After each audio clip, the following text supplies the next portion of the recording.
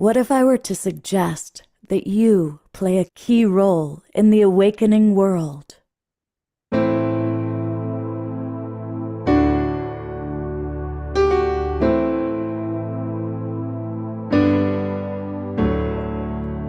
that you are watching this because you have heard the call.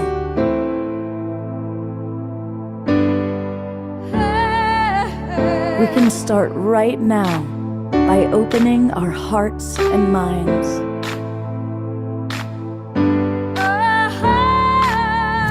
Welcome to the awakening world.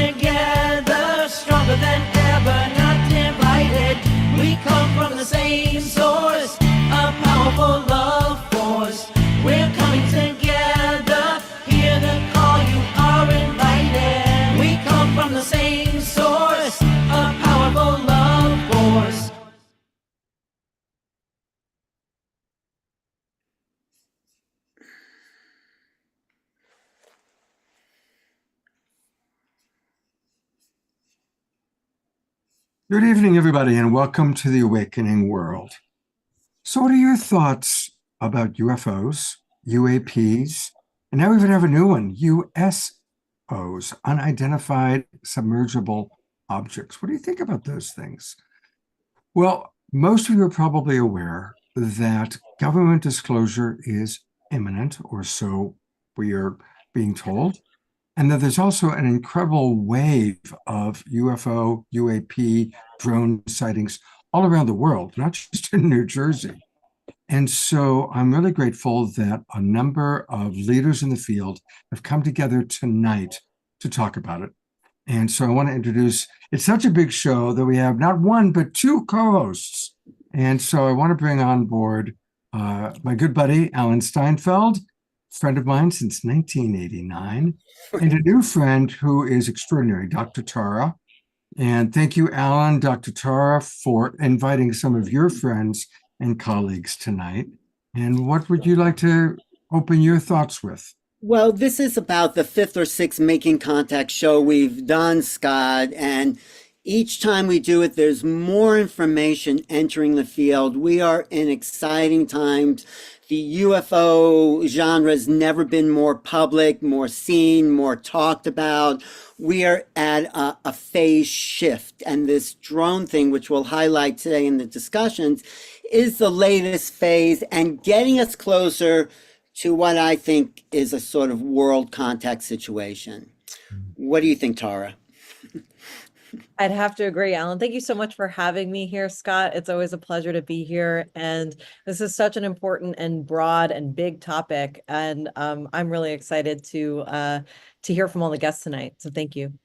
I'm glad Dr. Tara is with us too. She runs the Consciousness Club. And you know, there's the external part of what's going on with all of this. But most important is, how is it impacting our consciousness? Are we raising our consciousness? Are we raising our vibration? Dr. Tara, really, you such a beautiful embodiment of that. So I'm glad you're with us. Right. I know was just going to say, it's a great topic to talk about because it's so current, but there's so much other things going on in the world, and I know we'll talk about that a little bit. So we will. I want to briefly let the audience know who our guests are tonight. And so very quickly, we've got Steve Bassett is back. And he, honestly, Steve, when I hear you speak, you make the most sense of almost any of the main speakers out there. So I'm really grateful that you're with us. We have a new friend with us, Carolyn Brouillard. And welcome, Carolyn. I'm really looking forward to hearing what you have to say. And another new friend, Eduardo Mace, is with us tonight. So Eduardo, thank you for joining us. And here's a very beloved friend, John Martin. Of course, when we're talking about this topic, we got to have John with us. I see people like Eleanor Joy getting excited. Reverend Jeffrey is with us, and he and his colleague, Dr. Kat, are going to remind us about the wonderful work of the International Space Federation and how we can participate with that. And another new friend who just popped on is Daniel Bronco. Welcome, Daniel. I'm glad that you're with us and looking forward to hearing what you have to say tonight. And as always with our shows, we have lots of music. And tonight, Fanny and Vigari are going to be back with us. There they are. Love you guys so much, and how perfect that you're with us this evening. And then finally, of course, beloved brother Omar Shar, who's going to provide us with a pair of songs. Just before we begin, I'm sure we're all aware that there's a Holocaust happening in Southern California right now.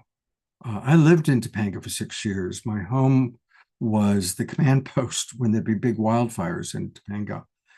And so I know what it's like. And I'm sure many of you also have had that experience of when a wildfire or a hurricane or something like that's coming through, and you just don't know if you're going to make it or if your home's going to make it.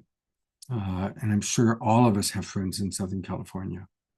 So I'm going to go to gallery view, and we're going to start with a 90-second silent prayer sending maximum grace to Southern California, to the people there, to the land, to the animals. Maximum grace to Southern California.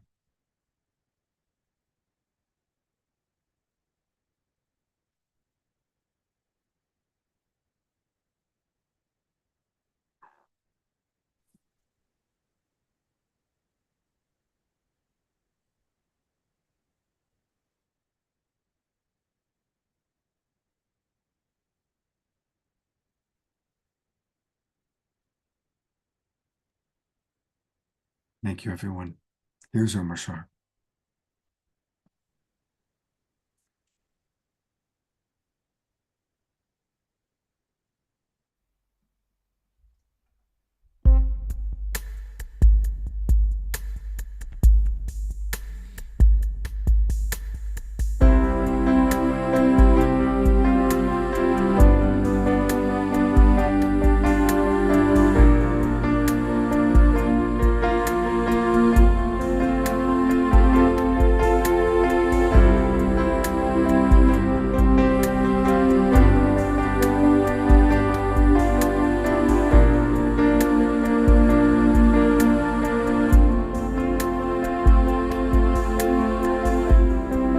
When you feel like giving up, when you feel like letting go, living in this ever-changing world, when it seems that all is lost and you don't know where to turn, the future seems so very far away. So just know there really is a plan. The sun will always shine, and with your hand in mine, all heaviness fades away. The love in our hearts will melt the darkest day.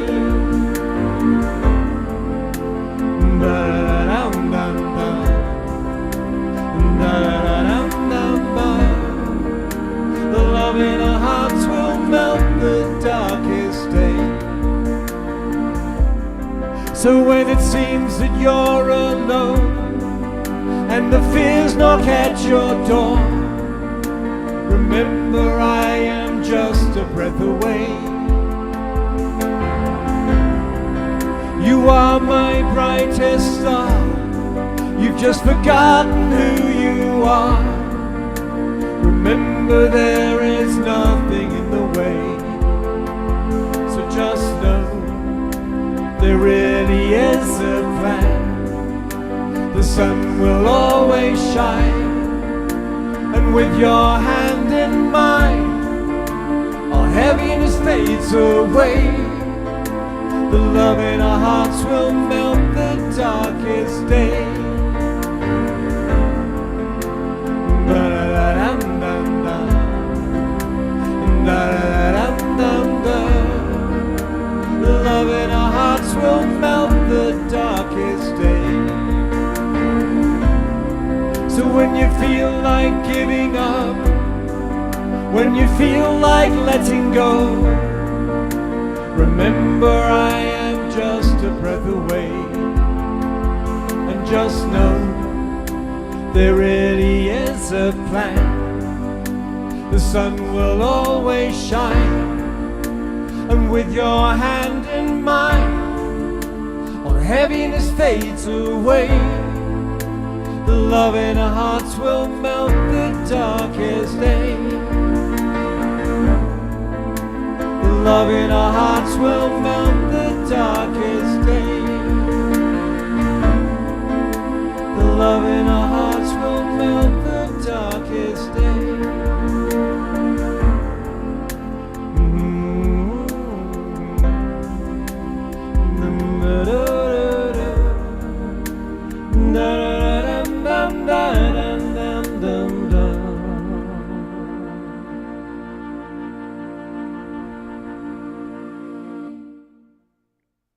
Beauty gallery view. Let's all send love and twinkles. We twinkle Omashar and our guests when we appreciate their offerings. Thank you, beloved brother, and he will be back a little bit later on in the show. It was beautiful. And thank you for putting together that video. There's a fun video, Omashar. All right, I'm going to turn it over to my co-host, Alan, who's got something fun to share, which kind of sets the tone for us tonight. Take it away, Alan. Well, thank you, Scott. Yes, if people aren't familiar with what's been going on since November, basically, there's been, I call it an invasion. People call it a swarm. It's a presence of drones. It started over in New Jersey. I'm going to do a little screen share here. Does that come up on your screen, Scott? Yes. Although, yes, it does. It's not. Is that better? Is that the whole screen? That's better. Yeah, that's better. All right. This is where drones have seen all the red spots over the country itself. And then this is also started here in New Jersey. This is a November map. There's been at least 5,000 of these.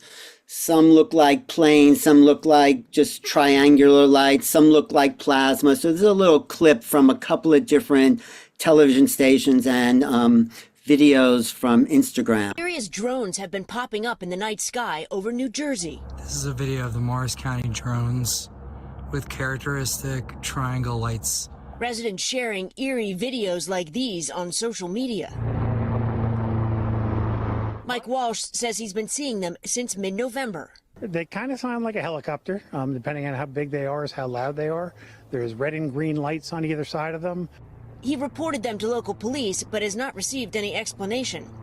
Other residents say the drones seem to fly in coordinated groups, appearing every night except Thanksgiving, and disappearing as soon as the sun comes up. Just looked out the window at 6 o'clock, and there were 7 or 8 hovering right near my home.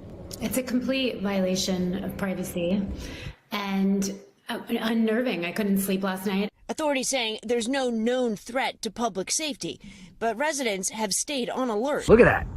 Look at that. He is spraying the sky again. Bro, this is fucking crazy, man.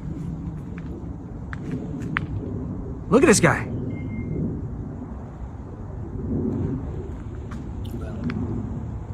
They're spraying the skies. Residents are frustrated at the lack of information from authorities. We want to know what's happening, and we want it to stop.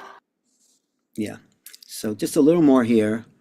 I got some. This is these quite extraordinary. This is Ross Coulter. He's a journalist from Australia, but he's been covering the UFO scene, giving this voiceover. So-called drone sightings all across New Jersey. In fact, it's not just across New Jersey, it's across the entire continental United States, across the United Kingdom at certain military bases, and indeed, if what I'm hearing from multiple people from all over the world is right, Russia, China, New Zealand, Australia. This is a worldwide phenomenon. Those are plasma ships. Those are not actually mechanical. Whatever these things are, you can see the scope of this phenomena. So it is showing up in all sorts of shapes, sizes. So there's a lot going on here, and the next guest is going to talk about the scope of this this phenomena that we have not seen before on a planetary scale. Here's some other drone shot. These drop down. Oh, this is, I think, Vietnam, maybe.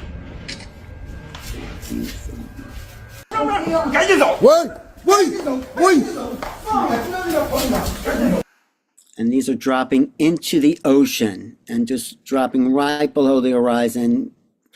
And nobody knows what's going on. That's the big surprise here. We'll get to the political part in a little bit, but just how is that, Scott? Does that give a kind of good overview? Oh, yeah. Good job pulling those together. And let's hear what Steve has to say about it all. Let me just introduce Steve as person he's a Washington lobbyist for UFO Truth. He's been talking about the truth embargo, I'd say, for the last 30 years, especially on this topic, going back to Roswell 1947 and how it's progressed. And Steve, we are at a new juncture in the UFO UAP history. So tell us what you make of the whole thing. Let me try to put this into a context that's kind of appropriate for the program and your audience. So I'm going to start at year 1900. Starting in 1900, this is the turn of the 20th century, beginning of the 20th century. We went through an intellectual worldview change, extraordinary, almost nothing quite like it in history. And a very short amount of time, we saw the emergence of relativity theory, special relativity theory, quantum theory, atomic physics theory, and general astrophysics.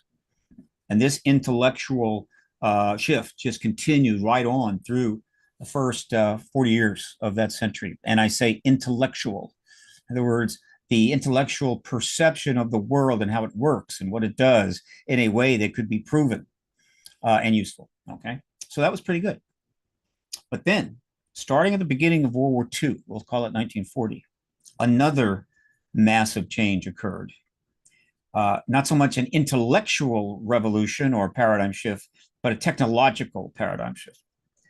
A lot of it was driven by World War II, which is the most technological war in all of history. Massive billions and trillions of dollars, current dollars were spent developing every manner of technology in order to win the war. But as we know, ETs were around. The government probably knew about this no later than the Foo Fighters, but may have had a vehicle prior to that, but it was pretty tightly held. But they certainly had a vehicle and a live ET as of Roswell, which is now 1945. What goes forward after that is the greatest technological revolution in history, almost equaling everything that has come before. And we're talking 84 years from 1940. All right, pretty big deal. And all technological change has worldview impact. When the car turned up and people started having cars, it changed the way they thought. It changed the way they engaged the world. All right. Airplanes. Oh, my Lord. When everybody could fly and see the world from above, interact more. And then all kinds of medical technology changed the way we think. And let's don't even get into the internet and smartphones and so forth, which were utterly changing the worldview, if not rewiring the brains of our kids. So this last 84 years has been something else. But there's an aspect of it which is appropriate to this show. Because as soon as the military had in its possession a live extraterrestrial, and in the ensuing years, it's pretty clear they had a number of crashes and a number of extraterrestrials, as well as probably engaging contactees of a sort, whether they were in the government itself or whether they approached or learned about contactees. They learned very early on, mid-20th century, that all extraterrestrials were telepathic, which is an absolute, massively significant thing, which absolutely scared them to death. All right. And so that the very existence of telepathy, opens up an entire realm of exploration that is unseen to the eye, almost impossible, maybe impossible to measure, other than it happens, right? And led to a great deal of research into what we'll call the psychic world, and so forth, precognition, what do they call it? Psychokinesis, remote viewing, and so forth, which obviously is a pretty esoteric areas. But they were all being done by our government in secret. They classified all of this, primarily because there was this kind of connection to the ET reality and what they knew, with telepathy being, I think, the most significant component. At the same time, there was an effort to try to explore these realms in the public domain. The government didn't encourage this. A paranormal program developed at Duke University. There was a pretty significant program that developed at Princeton, and that was kind of out there. And of course, there were contactees. They were having these experiences, whether they were talking about it or not. So let's just say after Roswell, this other extraordinary aspects of the world was starting to seep in to the consciousness of more and more people. Meanwhile, of course, the ET hard wired phenomena was going on, and sightings were being seen, and they had crash vehicles, and they're doing engineering, which re-engineering would certainly help to create this massive technological revolution. All right. But they didn't want these areas engaged. And so they did not help. They weren't putting billions of government dollars into public programs to engage the idea of telepathy or psychokinesis or any of this stuff. Leave it to the general people. And the general people got into it. And slowly after the war, you started to see some interesting things happening. As more and more people started to look at life and the world in much more non-traditional ways. Up until World War II, the pretty much the world religions operated as they always have, relatively defined, relatively stable. After the war, things started changing pretty quickly.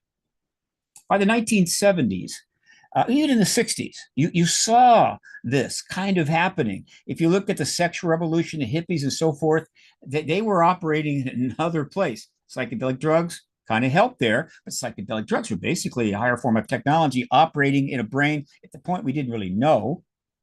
The New Age phenomena developed, a term that referred to people that saw the world as a new age in a new way and were prepared to explore a whole range of things that, by and large, mainstream world didn't want anything to do with.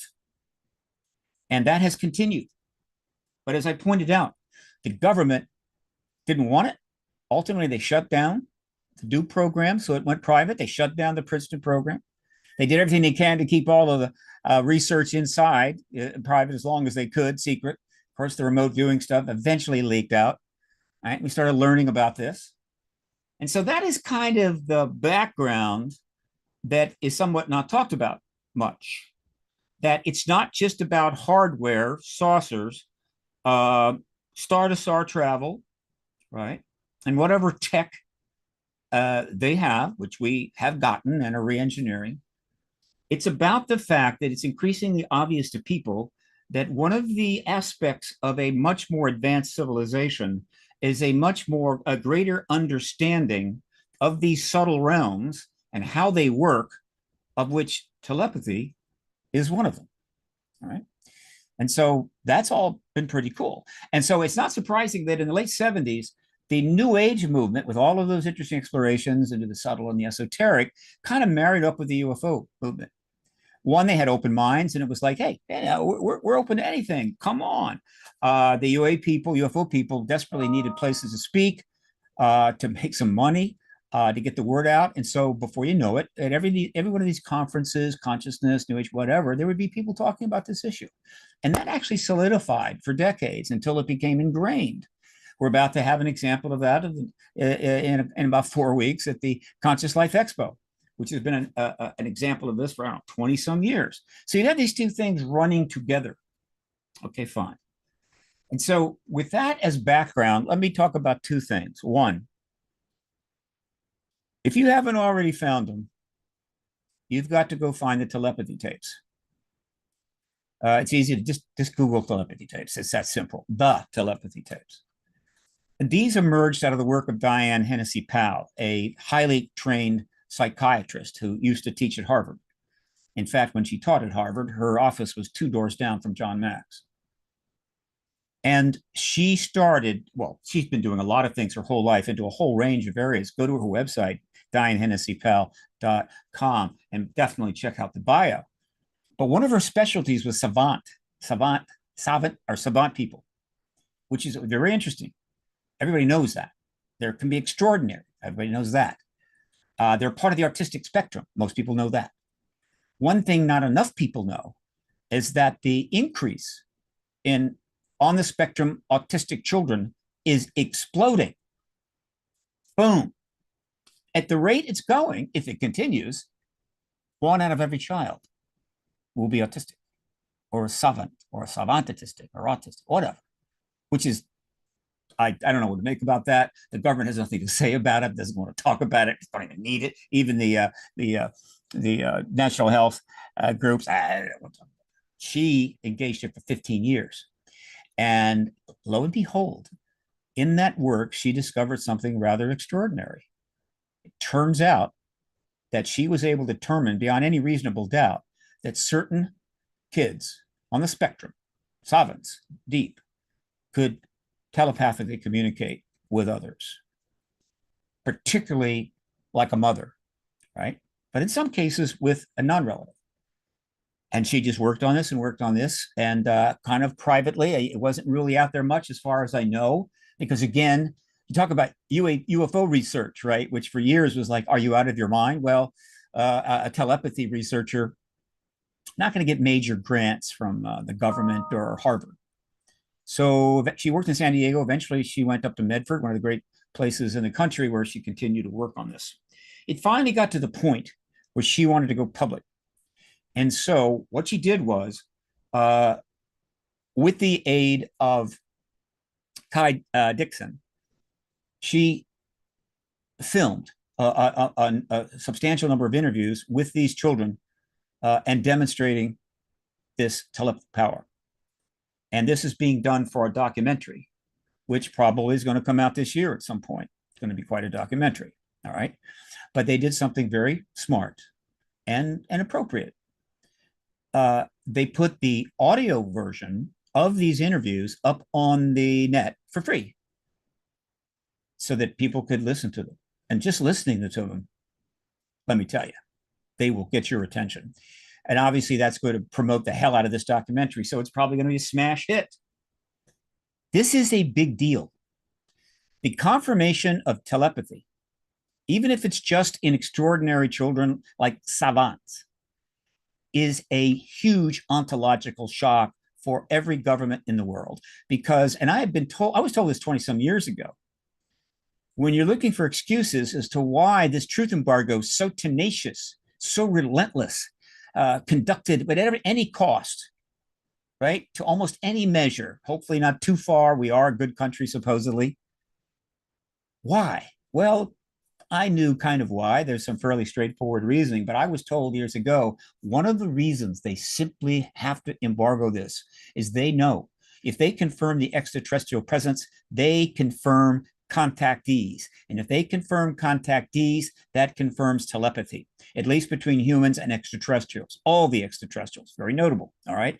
And once it's been confirmed in the public arena, untold billions of dollars will come in from researchers and billionaires and whatever to study it properly.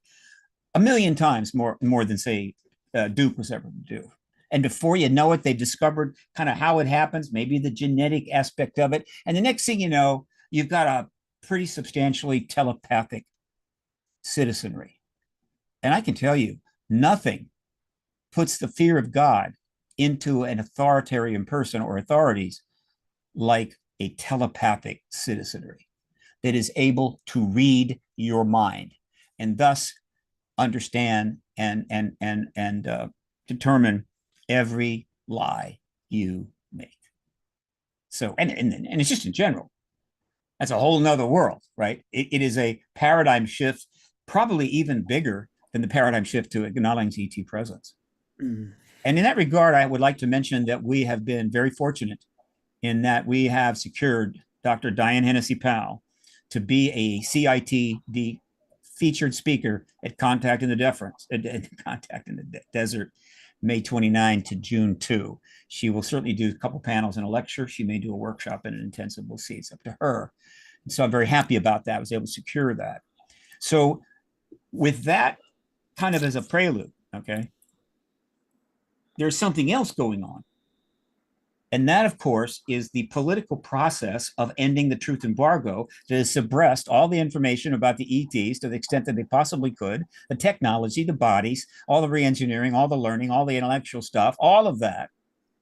And of course, the truth of the telepathic nature of advanced beings, which apparently seems to be a fundamental in the universe, sort of like, the laws of physics, right? Every planet has the same law of gravity. It would seem, given we have 5 or 6 species here, all telepathic, that you can't get sentient without eventually getting telepathic. It seems to be a manifestation of sentience itself once it has developed a little further. Or once you're further advanced, particularly in the area of genetics, it's possible to do little, how would you say, CRISPR cutting and put a gene here and a gene there, and voila, you have a nice radio that can send and receive. I don't know, but it's a big deal. Okay, now, while all of this is going on, there is another engagement, and that is the formal engagement of the ETs and the human race, now robustly 78 years old. I put the beginning of this in Roswell, at July the 8th, 1947. And why I say that, beginning of the truth embargo, rather, is that was the evening that Roger Ramey held another press conference and said, this is just a weather balloon. There's nothing to see here, right? And so, and that was July of 1947, all right? In July of 1952, we had a flyby over Washington, a big flap, but not as long, as huge as some, but it was all over Washington, D.C. and the Capitol. So that gave it 10 times more significance. And that flap, UFO flap, which was seen and photographed, though the photographs seem to have disappeared, but they've been rendered, scared the hell out of the United States government because they were hoping that wouldn't happen, but it did. And so they did the best. They responded to it. They said, there's nothing to see here. It's okay, not a big deal. Donald Keogh said otherwise. He said, no, those are extraterrestrials. And then they convened a panel conveniently out of the CIA that basically concluded there's no threat, but the people can't handle it. So we're just going to suppress it. And that's the formal beginning, I guess you could say, of it. And now that was 47. That was 47. So now we're 77 years on, and that policy of embargo is finally coming to an end. It has been a very difficult thing to end this. It has been brutal. But given the size of the paradigm shift, in other words, the change in thinking and the change in the processing of power and rule, right? It's even bigger than, say, the civil rights change, which was a big deal.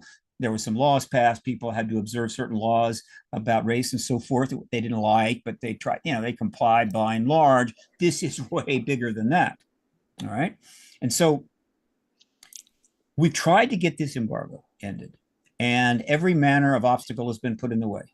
But when I said that the last, going back to last 84 years has been the most spectacular technological advancement in all human history, I was not whistling Dixie, okay?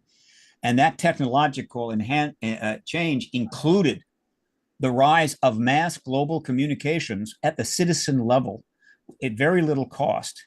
It includes the internet. It includes social media. It includes websites. It includes massive fiber optics. It includes satellites. And now it includes podcasts like this. All right.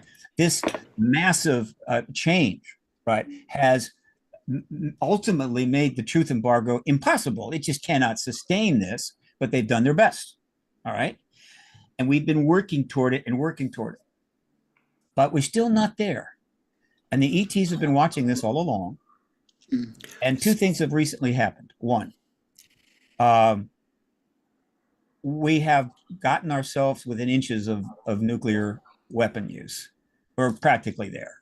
It'll be a torpedo, it'll be a nuke shell in the Ukraine, or it'll be a terrorist bomb, which is the worst of them all. We're right there. Could happen tomorrow. Trust me. There's logically no reason it won't. And that is huge. It's a big deal. And they've known about that all along. There's a reason that they show up en masse after we drop the bombs on Hiroshima and have never left since en masse. Okay. So that's a big deal. At the same time, we have made so much progress toward disclosure, but we can't quite close the deal, and we're running out of time. And so 2 years ago, a UFO flap began, but it wasn't immediately apparent because these days it's hard to know what a flap is. I mean, there's stuff coming in here, there, whatever. You get the sighting in an article. But we now realize that something big was developing. And the first hint I got was some time ago, about 2 years ago, when I saw a film that came out and got spread around about stuff swarming around a warship off of San Diego, United States warship. It got a lot of attention. All right. And people, oh, what is this? What is this? And they sort of referred to it as drones. They said it's drones, a drone swarm around the ship. And I said, well, that's interesting. But of course, I also thought something else. That can't happen. It cannot happen, period. No warship will let drones travel in its vicinity that isn't our drones and just let them do it. They will blow them to hell, period. It's not an option. Absolutely, certainly. And it didn't happen. So what's going on? But I filed that away because this stuff is happening all the time. It's just a giant rush of things and evidence and videos and God knows what. And then on May the 17th, 2022, the first hearing since 1968 was held before, I think, a subcommittee of the House Armed Services. Gallagher was on there, and I forget some of the others. And they brought in Moultrie and Bray, who were then running the ATP task force, or the UAP task force, rather. And it's in early stages. They wanted to check in, give a little briefing. They didn't have much to say. There were a couple of strong questions asked, particularly by Gallagher, which kind of caught them by surprise. But overall, it was not huge. But something happened. They showed that video in that hearing, which they simply did not have to do. You do that. There's a lot of videos out there. Why are they showing this video of a drone swarm around a ship? I mean, Bray can't deal with it. They're not going to be able to deal with it, but they showed it anyway. And so what Bray does is he kind of debunks it. You know, it's like a camera angle that looks like this, but there's really nothing there, whatever. And that was that. They moved on. I had to conclude that the reason they did it was to get a little debunk there because that was a problem for them. And now we know why. Because as you move forward from May 17th, or at least that period, more and more things started turning up about more and more military and other sensitive facilities. And the amount was not enough to trigger a mass response because we're always getting stuff in. You know about that. It's not like we'd have the money, millions of dollars, to catalog everything, analyze it deeply, go out, do checks. No, just we process this stuff knowing where it's all leading. And that continued. And then, of course, the disclosure process was underway at the time, making some progress with some setbacks. And then the war in the Ukraine getting worse and worse and worse, the threats growing and growing. And then the Middle East completely blows up, sky high. And all of a sudden, a few months ago, all hell broke loose. Right. And what they started was the greatest UFO flap in history. Hundreds of these, what we'll call craft or phenomena, which they can create. What they don't seem to be piloted, but we don't know. And if they're not piloted, whatever, anything unpiloted in the sky is a drone. Period. All right. So we'll assume they're unpiloted. Therefore, they're ET drones. They're flying all over the place. Very obvious. Not the daytime so much. At the night when you can see them. And they're not flying over the middle of Nebraska or North Dakota, where who the hell would even see it? They're flying over military bases, which means absolutely they will be seen, filmed, and it's a big deal because that's not allowed to happen, period. So the bottom line, Steve, is that these drone sightings we're seeing now are ET or mixed ET military. What's the bottom line with what's happening now? Okay, I'll give you so how much time have I got? Because obviously I'm almost out of time. What have I got? That's okay. That's okay. It's a great history you gave us, so that's good. So This is the biggest UFO flap ever, and it is intentional. There's no question that this is not just, oh, gee, we're just feeling like getting out more. No. And immediately it created a massive problem for the United States government, the Department of Defense. Huge. What do you do? What do you do with 8, 9, 20 information plasma balls here, there, whatever, over multiple facilities, even in other countries? You step out in front of a mic and the reporter says, do you know what these are? No, we don't. You don't? Well, if you don't know what they are, that would be a threat.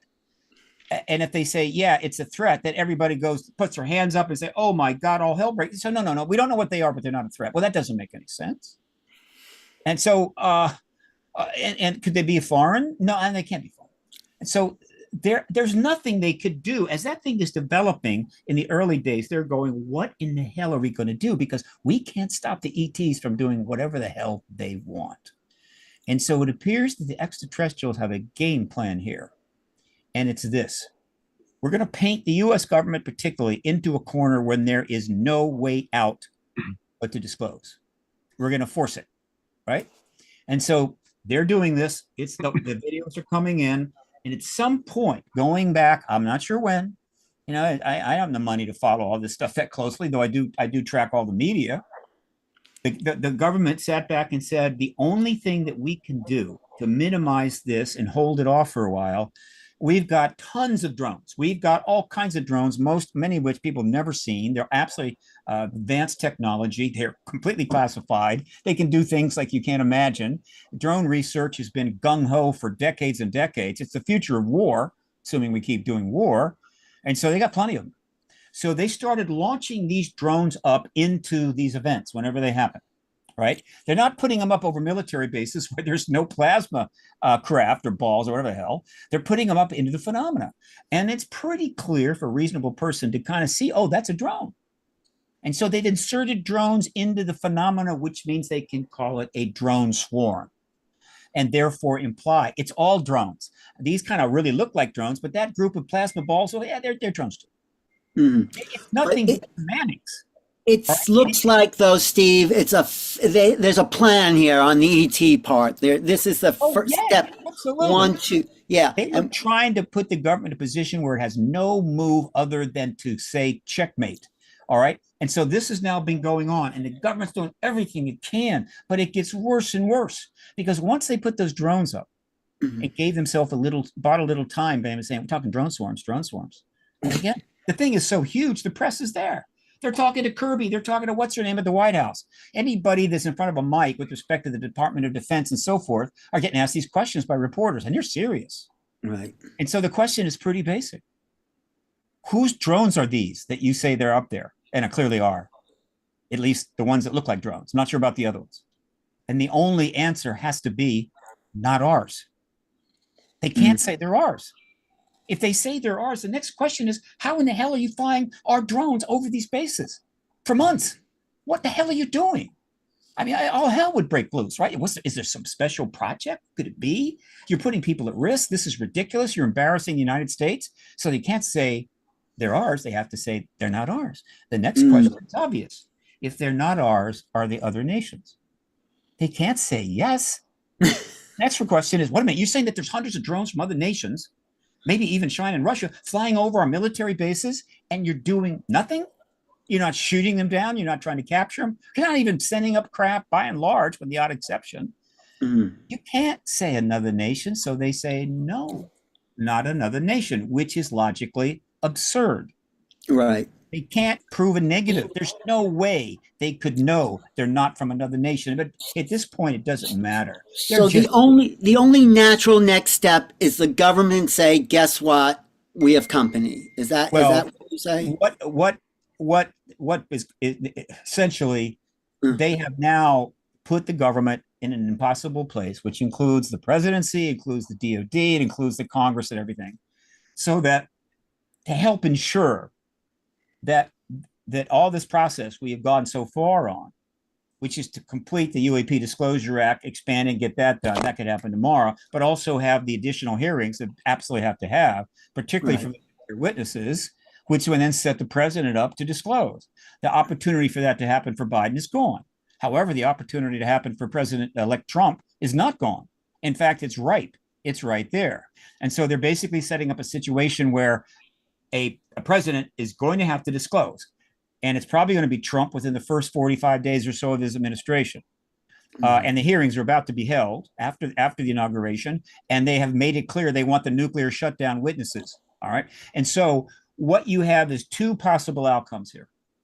Either the new president will go to the Republican-controlled Senate Intel Committee and say, look, you got to get that hearing done. And that we really should have done some time ago. Let's get those witnesses in, big deal, whole week, get the hearing done, set the stage, and then he can walk out and say, look, we're not alone.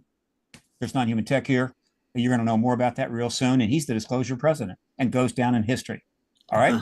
The other way it can happen, and realistically could happen, is unlike any other president we've ever seen.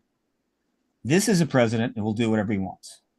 And so unlike Clinton or Carter, and pretty much anyone else, if he were to go to the Defense Department, even his own appointee, Secretary of Defense, or a CIA director, whatever, the head of national intelligence, who he also appointed, and says, "Look, I think we need to confirm this non-human intelligence," and they said, "No, Mr. President, can't do that. People can't handle the truth.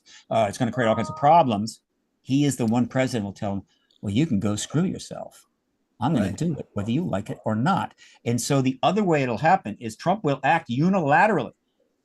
He will simply step forward and say, based upon what is simply out there now, just in the public domain, I'm confirming to you right now that we have non-human tech and non-human bodies. We're not alone.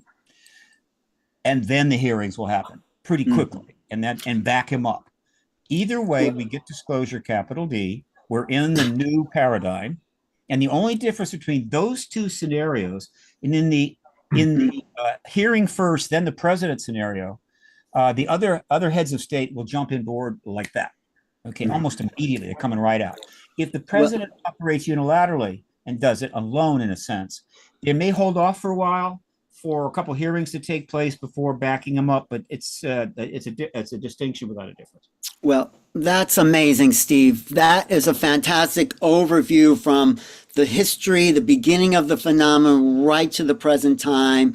We'll see how it's unfolded, will unfold and get to some of the other people on here. But thank you. Stick around, Steve, because I want to do two things. First of all, thank you, Steve. We let you go about 3 times longer than you were scheduled for because you gave a tremendous history lesson. It was great, and you set beautiful context. And I also want to really encourage everyone to join the Paradigm Research Group. This is, of course, we've talked about it a lot on this show. A lot of our favorite people are involved with this, including Steve. It is probably the most important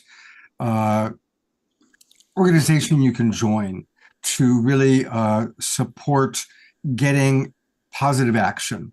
Steve, is there anything you want to say briefly about the Paradigm Research Group? Well, it is anticipating disclosure. I converted a couple of months to a nonprofit 501c3 based in Washington, D.C. The board of directors is myself, Danny Sheehan, and Paul Heineck. We're already receiving donations, and the more donations I get, the more stuff I can do. All right, that's number one. And that's all on the website. You can see the website is now in transition. It's converted, but it's got about 50% more work to be done. But it's okay. But it's going to get better. And then the other thing is that there's another organization that you need to engage, join up, and pay attention to, and that's the New Paradigm Institute.org. Yeah. Paradigm got that in common, got the common board. There's a reason for that. It's not an accident. The New Paradigm Institute has much more money, and it's already got multiple projects underway, including how to engage the Congress and so forth. So those two, but then there are other organizations literally forming, Soul Foundation, UAP Disclosure Fund, like 2 or 3 more I just learned about. They are literally coming together in real time because every single day, more and more people understand disclosure is about to happen at last, and we need to get ready for it now. And here again is New Paradigm Institute. We actually have had Danny on the show twice in the past 6 months, including when he kicked this off. But absolutely, New Paradigm Institute is also really, really important. And we're going to hear tonight, Steve, from some other very important organizations that have formed where people can participate, connect, and we're going to be learning about those later this evening. I want to invite our other presenters. Yes. Please keep to your time. We let Steve go for it because he's Steve Bassett. And Steve, you really gave a wonderful historical context. But let's try and keep to our agenda. It's already going to be a 3.5 hour show, everybody. That's why we start at 5 o'clock tonight. And I'm going to turn over to you, Alan, to introduce our next guest. Yeah, and thank you. guys. Yeah, thank you, Steve. You know, Steve, this is not something he just picked up. He's been at this for 40 years and 29 years, man. I'm not 39 years, excuse me. So it's his passion. It's my passion, and it's a lot of people here on this broadcast. I think it's the most exciting thing happening on the planet. That is why I'm so happy to introduce the next speaker, Carolyn Brulard, and she does a Substack blog called Getting Ready for the Galactic Age. She's also the managing partner of Exo Futures Consulting, exploring humanity's preparation for contact with non-human intelligence. And I found her on the Substack and I thought, wow, these essays on drones are so intelligent and so well thought out. Some of what Steve Bassett covered, but also you have your own insights about what's happening now. And, you know, if you differ with Steve about some things, give us your overview of the drone situation. We already got the history from 1947 to the present. So give us your understanding of what do you think is going on here in the last couple of months and where we're heading with disclosure. Sure. Well, thank you so much for having me. I love to receive the invitation and be introduced to your beautiful community. And I also love the way Steve teed up sort of the larger issue at play here. Disclosure isn't happening in a vacuum. You know, I think sometimes we underestimate what a profound change disclosure and contact represents, specifically for humanity, but also for the existing power structures. So just building on that for a moment, I think when people realize what truly is at stake, it starts to make a little bit more sense, the desperate and robust efforts to stall it or stop it, and to try to control it. You know, really, disclosure, I wrote this in a recent article, it's the final nail in the coffin for the old power elite. Because it's the end of that materialist scientific worldview that limits our reality to what people can see, touch, measure, you know, everything that we have through our physical senses. It wakes us up to, as I think Steve said, the subtle realms, you know, this grand existence and really who we are as source, as the divine. And that cannot be controlled or manipulated. So that is really what's at stake here. And I think part of why how the drone thing fits in. So I also want to start with just kind of this conversation can sometimes get a little heavy when you're talking about conspiracy and secrets and things like that and the deep state. There's a lot of different ways to think about this, but I like to reiterate that everything is serving humanity's awakening in some way, whether it's this drone situation or unfolding world events. You know, people are waking up through their own revelation and awareness, or they're being driven there by just the sheer absurdity of our world these days.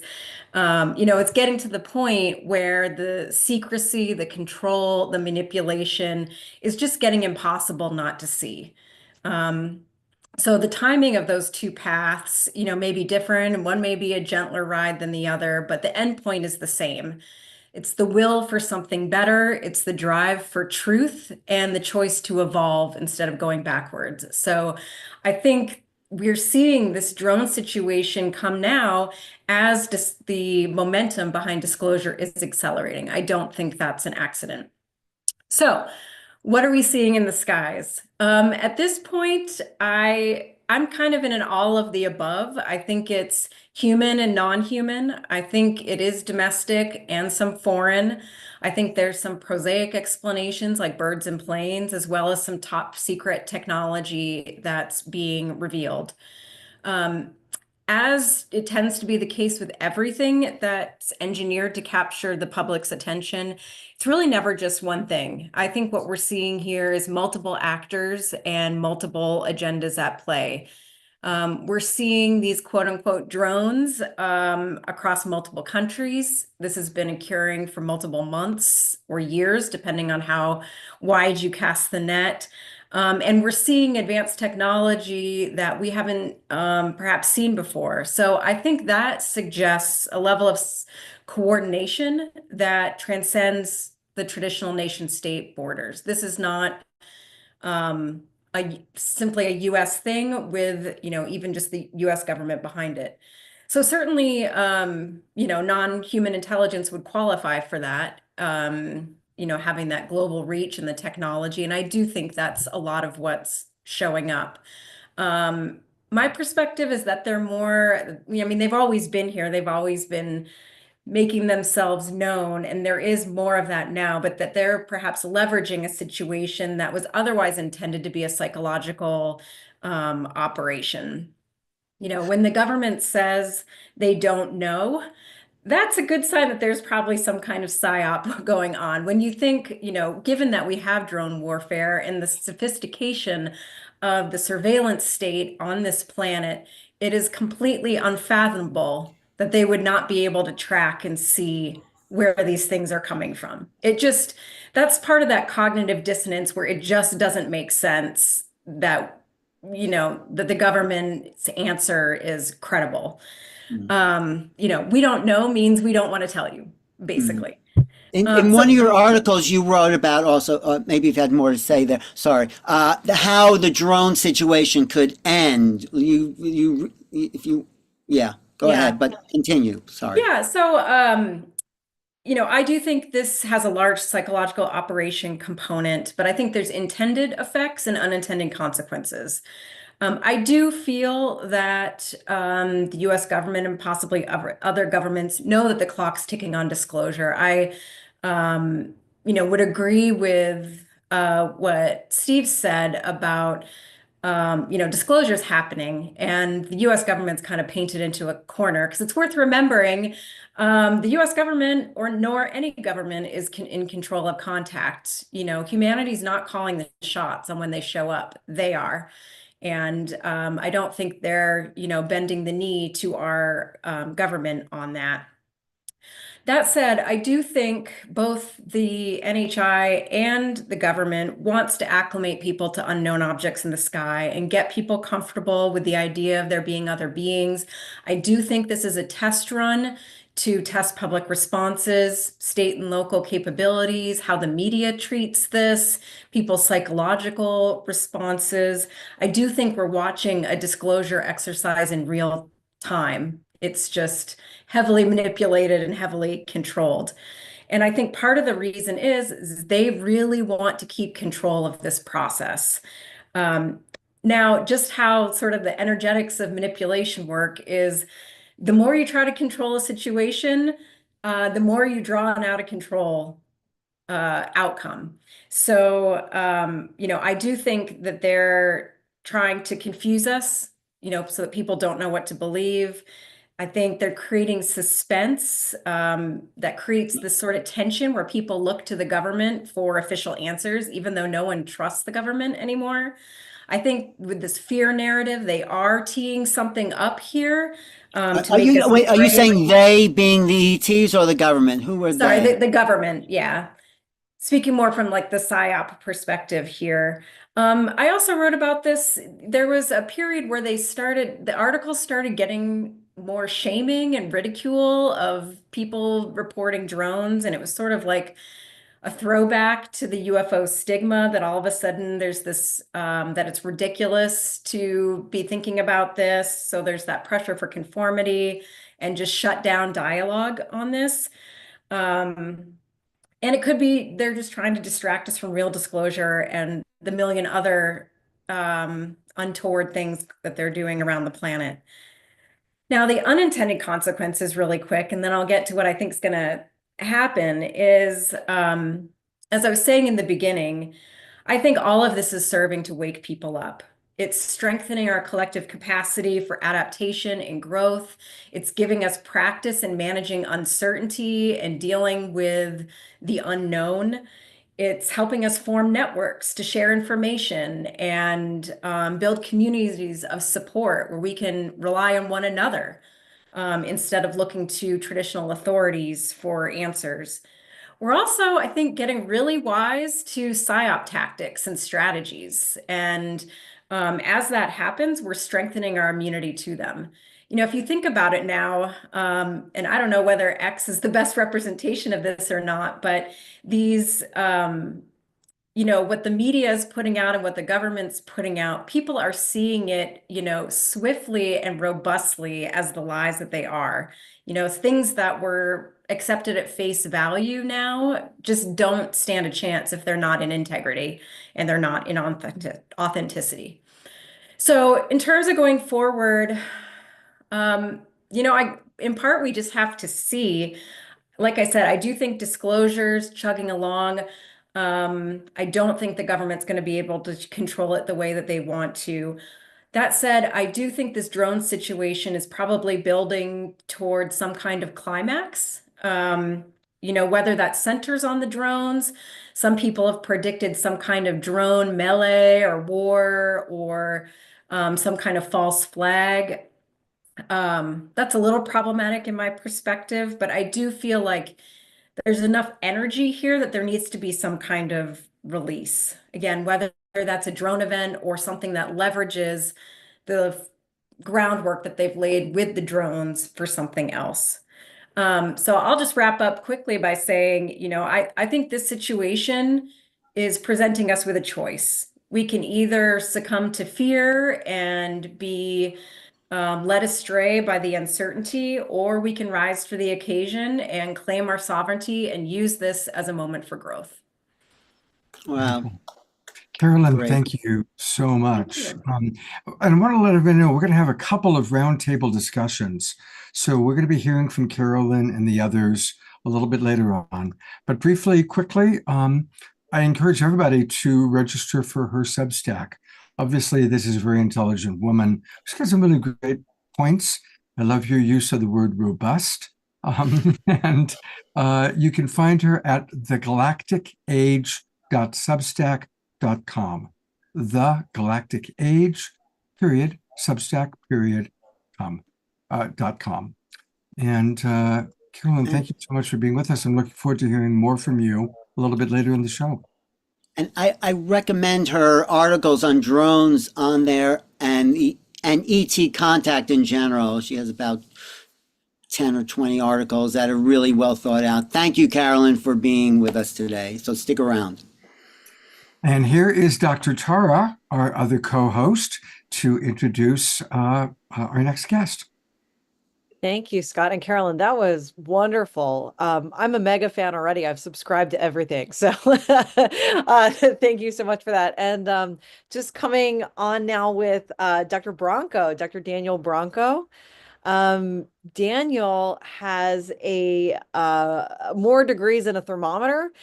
He has an MD, a PhD, and an MBA. He did his postdoc at Harvard, where he developed surgical techniques to prevent seizures, and he's just an amazing person and a good friend. And I know, Daniel, that you share this perspective that moving away from fear and towards raising consciousness really is at the crux of this. So I want to turn it over to you and get your brilliant perspective on drones and disclosure more generally and broadly. Well, first of all, Tara, thanks for the introduction, and thanks everyone for being here. Thanks, Scott. Thanks, Alan. It's a pleasure being here. When it comes to the world of disclosure, I'm a newcomer. I've been involved with the phenomenon for at least 30 years as an experiencer, but as a public person speaking on the phenomenon, that's quite new to me. as Tara mentioned, my background is in neurology and neuroscience. Uh, I'm not a professional author or anything. I don't dedicate full time to this disclosure movement. I work as an executive in biotech, so I'm pretty much like a 3D person and like a establishment person.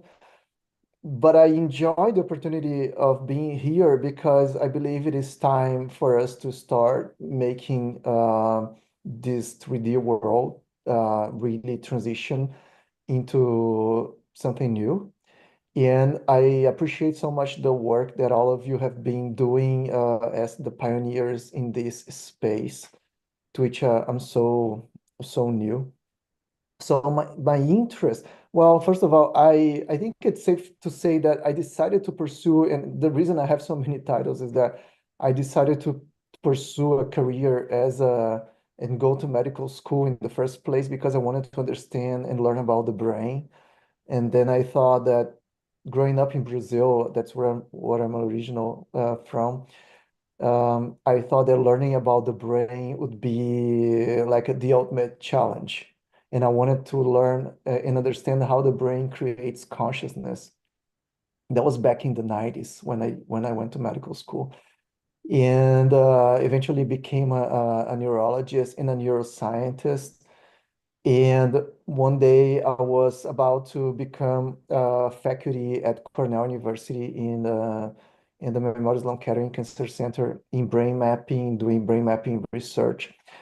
And I decided to quit academia because by that time I was realizing that the brain doesn't really create consciousness the way we believe or the way science traditionally believes it does.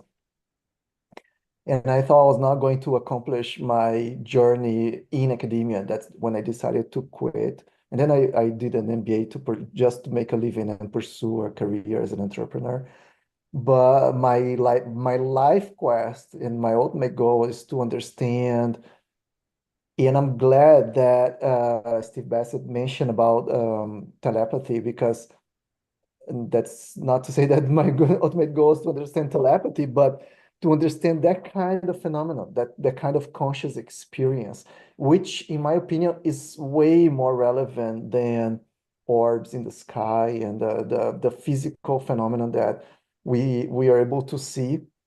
I think that most of the answers are coming or will come from within. Um, Throughout my journey, my work, I came to understand that consciousness is primary, is more fundamental than the brain. And if that's the case, everything that happens phenomenally, like in 3D, everything that is measurable is less relevant to those things that can only be understood by experiencing. Um, and my goal, my personal goal is to help society uh, migrate or shift to that understanding because I don't really think we're gonna have full disclosure whereas for as long as we don't understand the nature of the phenomenon.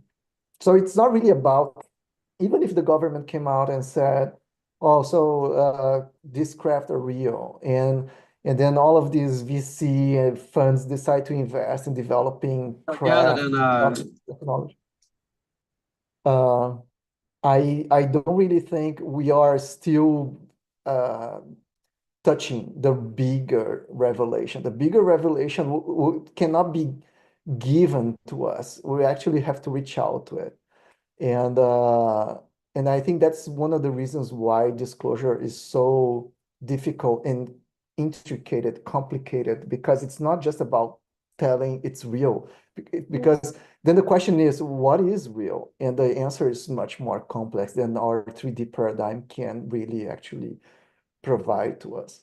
So sorry if I spoke too much, but that's what I'm coming from, and that's how I intend to add to this conversation.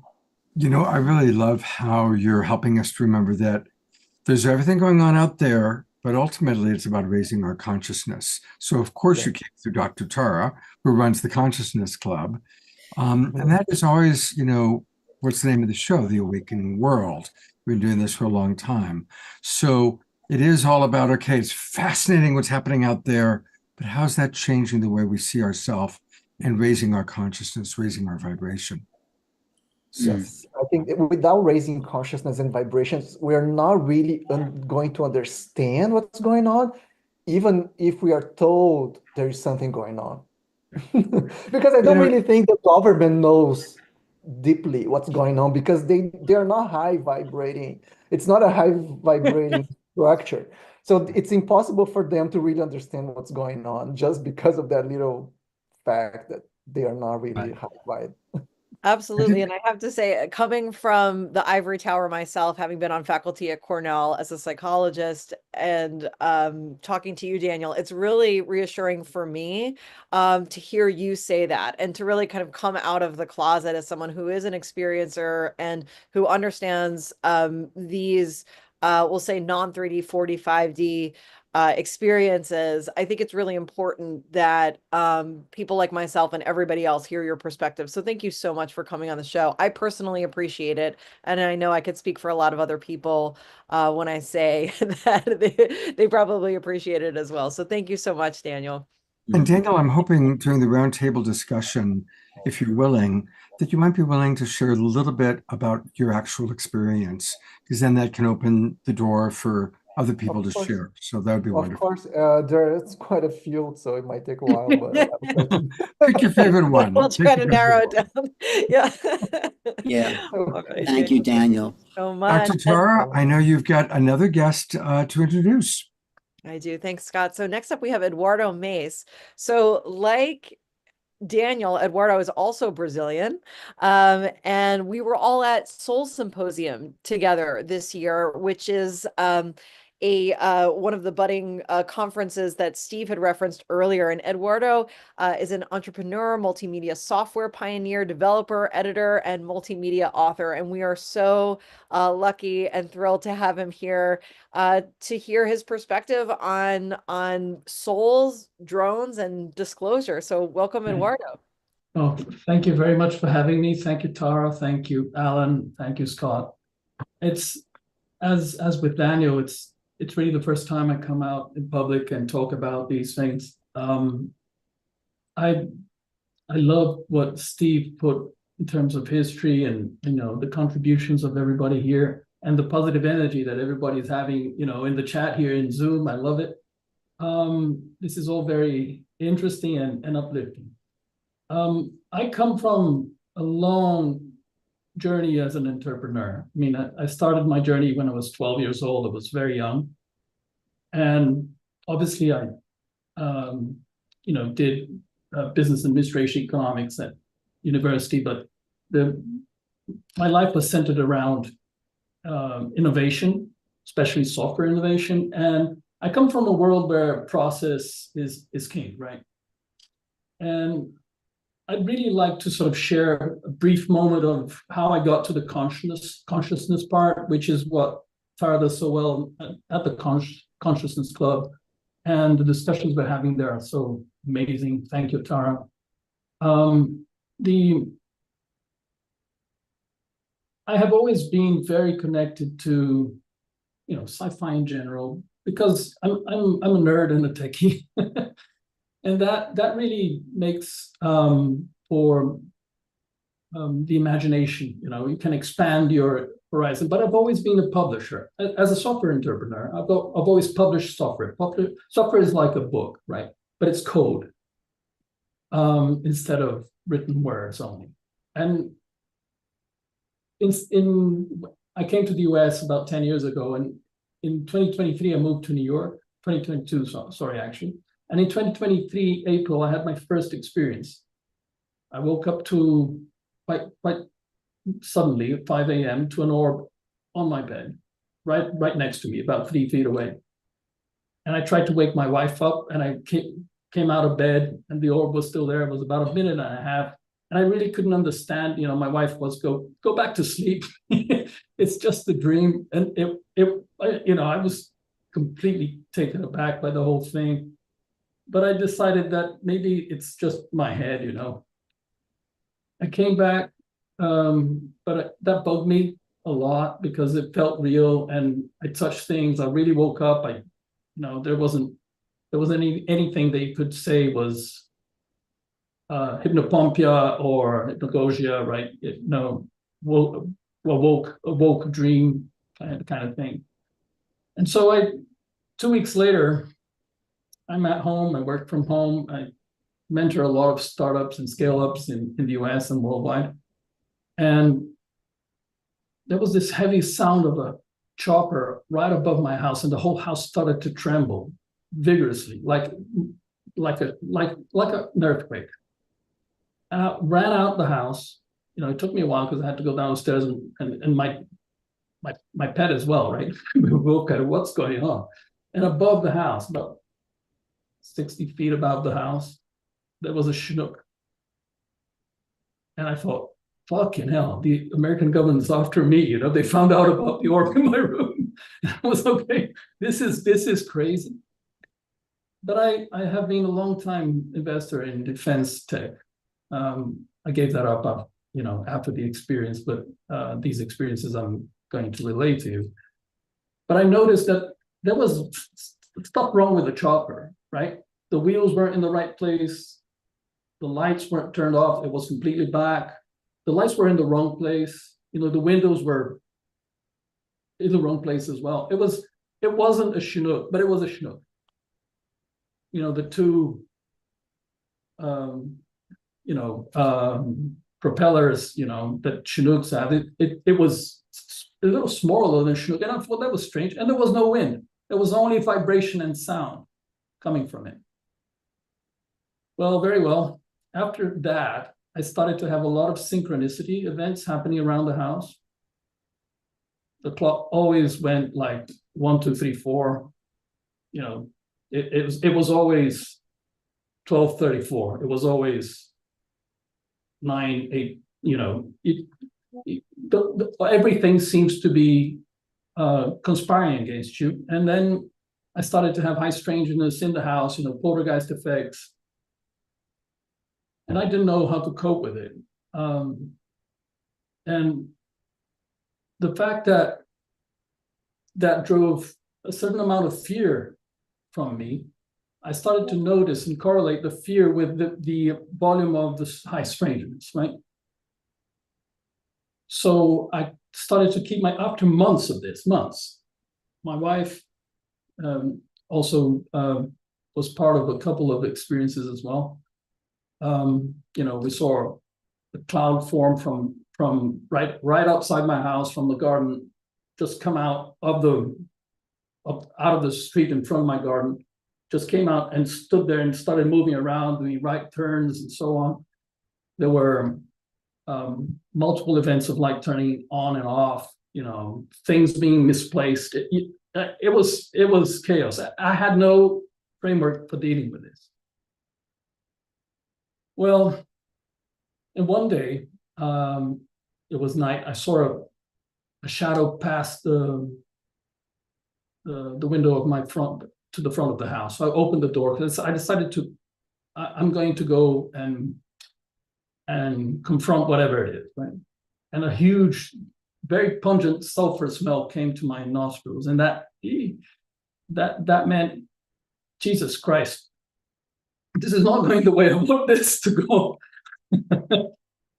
So I went back into the house, told my wife, but I was in a bad place. It was almost desperation.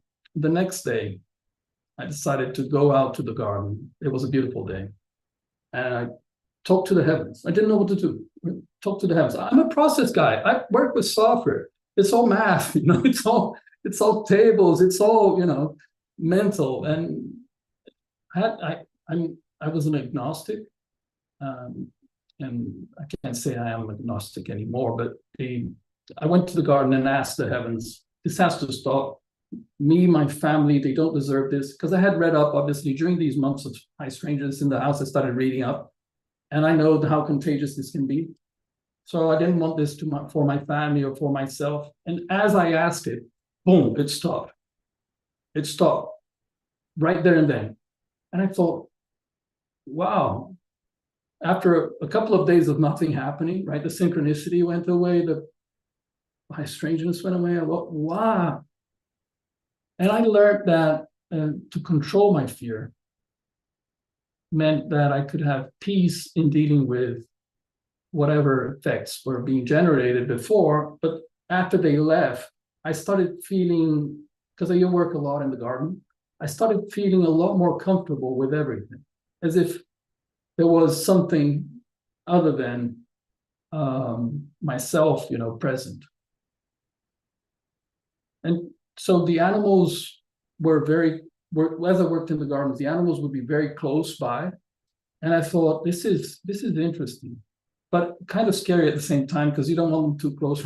Wait a second. Basically, I decided to test out, after reading a lot about it, that when you have close encounters of this type with an orb, sometimes they alter your consciousness, right?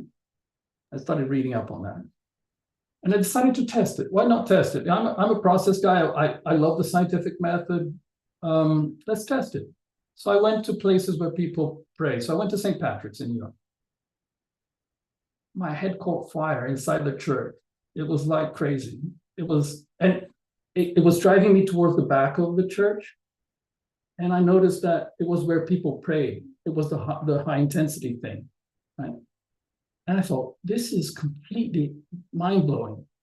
Wait, does this happen anywhere else in the church? So I noticed one other spot where it happened, and the air was kind of, the effect that I was feeling also translated to the light and the air, how it moved. And I thought, this is interesting. Is it me, just having a sort of, projection, or is this reality? Is this really happening? So I went to other churches. I went to churches in Europe, so I decided to go to tourist churches. Because tourist churches, people don't pray in tourist churches, right? They always have somewhere else they pray, because you can't, it's so full of tourists, right? So I'd always find out where the chapel was, because I could feel it. And the chapel was hidden. It was behind the church, I didn't know. It was next to a crypt, I didn't know. It was wherever. So I decided that maybe go to places of meditation, right? And see if there's anything there. And bingo, there you go. So wherever there is high vibration and high consciousness, I could feel the energy. Edward, So that was wonderful. Jump in to back up Sing here and to let folks know that who are watching, that in our Zoom group chat, so many people are saying that they're relating to your story. And Alan and I are even kind of passing notes electronically behind the scenes here and saying that we had a similar experience in New York City at the Javits Center of all places, where, the least spiritual place on the planet, but Amma was there. And Amma is a very high Hindu living saint, and the energy there was absolutely palpable. And that's a whole other story, but it sounds though like you're having a Kundalini awakening, and high energy stimulates the vibrational field of the body, and you're switched on now, Eduardo, whether you like it or not. Right. Right. So it's great. Welcome to the club. Thank you. So literally, did you want to conclude? Because we'll get back around to more, because right. And so very quickly after that, I started having a lot of UAP encounters. I filmed a couple, have photos of others, and sometimes we take pictures and they're there behind us. They're part of life now. And this high consciousness work also led me to telepathy, which is another interesting story. Thank you so much, Eduardo. And we definitely look forward to hearing a little bit more from you when we go to our roundtable discussion. And it's my honor to introduce our next guest, but as a wonderful and very synchronistic way of introducing him, I have a short video first. Well, I was gathered in a schoolyard with about 20 other men, and we saw a bright light appear in the distant western skies, and it got closer and closer, and when it was just above the treetops, it changed color, and then it stayed there for a while, and then it disappeared into the distance. And none of us could ever imagine what it was, and I still don't know what it was. In 76, you said you'd try and release all information to the public and to scientists about other UFO sightings. Yes. Do you think you achieved that? I'm not sure, but we did release a lot of the information, but I don't know how much was not released. So a little interesting as we honor the great President Jimmy Carter, who of course just passed away, and who I think we've just seen a little clip that he saw a UFO, he became president, he tried to get information out there, and I think you can see when he raises his eyebrows, that tells a lot, doesn't it? Now, what's interesting and very synchronistic is our next guest is our beloved friend, John Martin, who knew Jimmy Carter, played music and guitar for Jimmy. And so it's really beautiful to have John with us. So John, I'm going to bring you on briefly, and you can then introduce the video that you prepared for us. And welcome back to the Awakening World. Thank you, Scott. And I wanted to dedicate my appearance today to our friend, President Carter.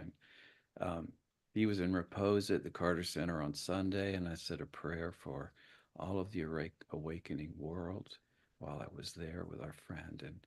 And he is now on the other side of the veil helping in a way that I know he can. I spoke with him about UFOs over dinner in Spain, and that was the impetus of me beginning my journey. I began playing guitar on my deck, and I began projecting music and positive thought into the universe. And almost immediately, these beautiful crafts started coming in. This beautiful purple plasma bell-shaped craft with a pink ring around the bottom third of the bell was directly over my home. It was silent. I went and Karen came out, and we both watched this beautiful craft. And Scott, what I want everyone to know is it's available to all of us. We all can share who we are, what we love with the universe. And the universe is so ready and willing to interact with us. I've had thousands and thousands of interactions with our star family. I kept playing, and then this beautiful cross and crescent shape, two craft, metallic, burnished metal, the size of office buildings, that came over my home. And I was fooling with my camera, and they said, please don't take our picture. We'll give you something that you can take a picture of. And just a few days later, right above my courtyard in the same spot, was this beautiful heart-shaped cloud.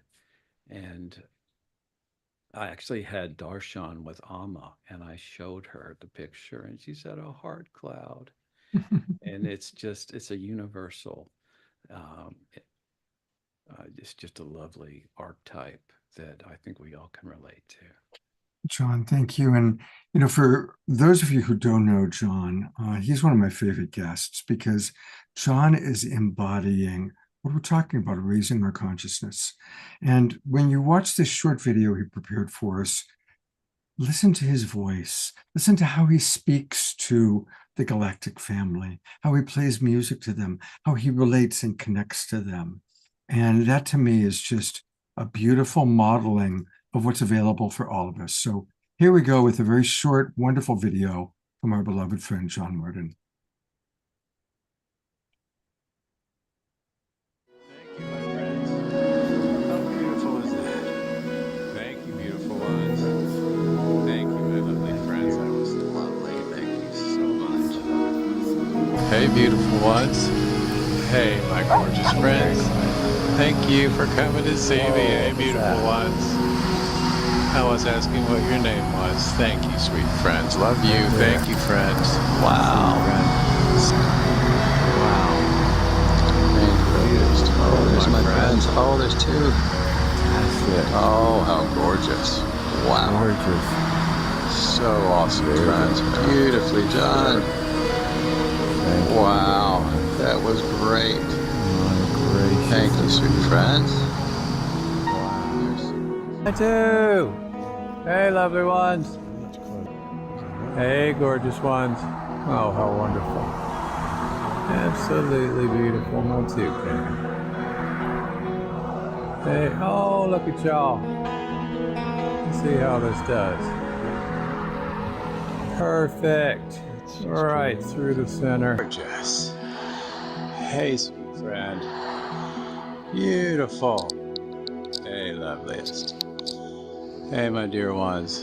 How gorgeous. It's up there.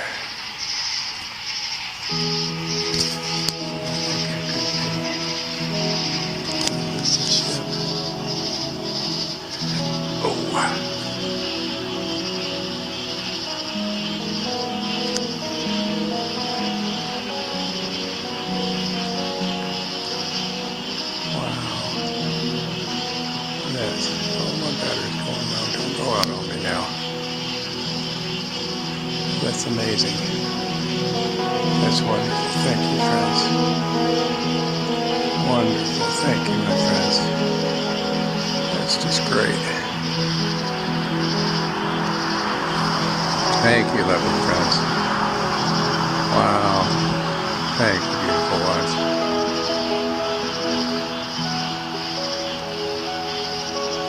I can keep both of y'all in there. Thank you, beautiful friends. Thank you. That was awesome. Wow. That was really awesome. Thank you. This is John's beautiful book, The Universe Loves You. Of course, that would be the title of John's beautiful book, and I encourage everybody to get it. You can find it on Amazon.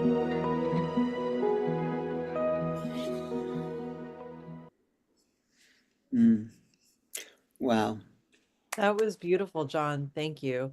And as I was watching these videos, I was really reminded of these CE5 experiences that I've had, and I know Alan and others on the call have had as well, when we're out raising our vibration, meditating, tapping into the field, and crafts show up, orbs show up. It's something that I have not talked about publicly, but I've experienced this. Alan and I experienced quite a spectacular show out in Sedona after a very intense meditation with a lot of people who've been practicing meditation for a long time and training their brains with biofeedback at the Biocybernaut Institute to get into these high vibrational states. And we saw 21 craft blink in one by one and move across the sky and blink out one by one. Wasn't Starlink, wasn't a satellite, wasn't anything human. And it was stunningly beautiful. And that loving tone that you have, that's what attracts at least some of these kinds of crafts and orbs in. And so that was beautiful to see. Thank you for sharing that. Yeah, I think it is the feeling, the vibration, you're raising out of the lower chakras. I think, Carolyn, you really hinted at us or talk about some of this directly in what you're experiencing. Do you want to add to like the vibrational aspect of the UFO phenomena there, Carolyn? Sure. There I am. Yeah, well, I mean, I agree with what's been said by a lot of people so far is that consciousness is primary, and I've also had those kind of personal contact experiences, and whether we call it telepathy or consciousness, just go back to that as the medium to know that we can connect with beings in other dimensions, to feel a sense of kinship and connection with something that's flying up in the sky or appearing.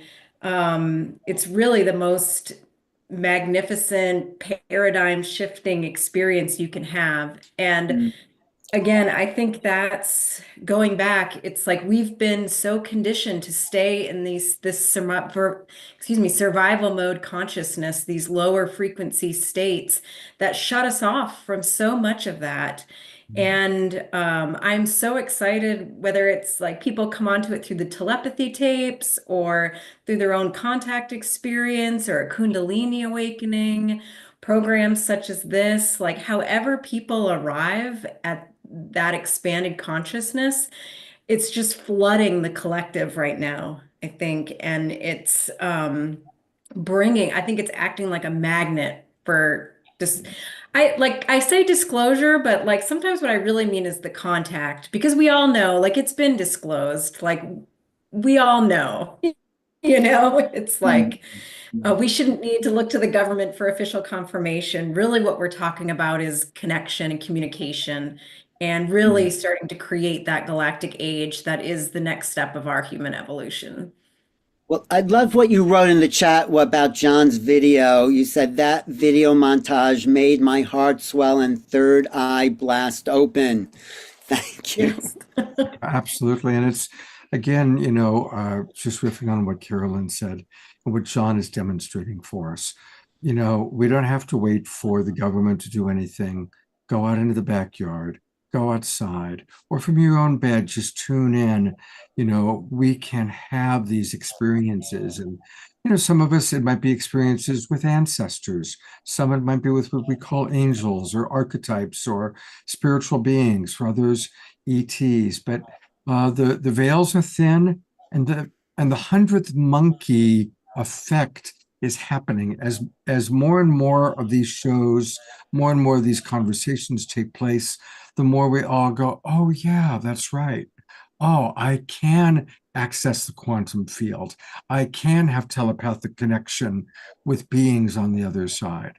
And it's a very exciting time to be alive.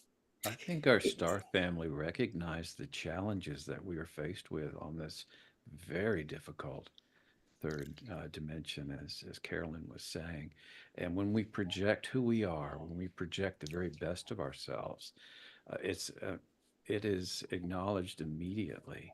And I share when I go outside, I talk with our star family. I share things that are happening in my life, challenges I have, wonderful things that are happening, and I can feel their beautiful energy, even if I don't see them. There's that connection that's always there. And if can you imagine if millions of us do this? We will absolutely change the world. And it's such an honor to be here, Scott. And thank you for having me. And Alan, thank you. Love you, John. Speaking of Alan, by the way, we are about 40 minutes past with the agenda. So hang in there, everybody. Alan, I think you're up next because you've got some videos to show.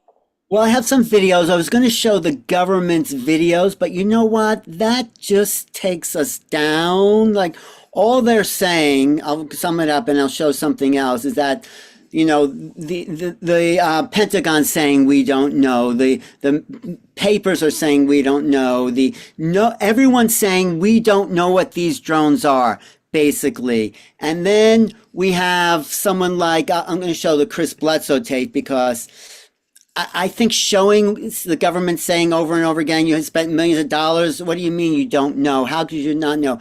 It's worldwide frustration on the part of the public with the government and the military.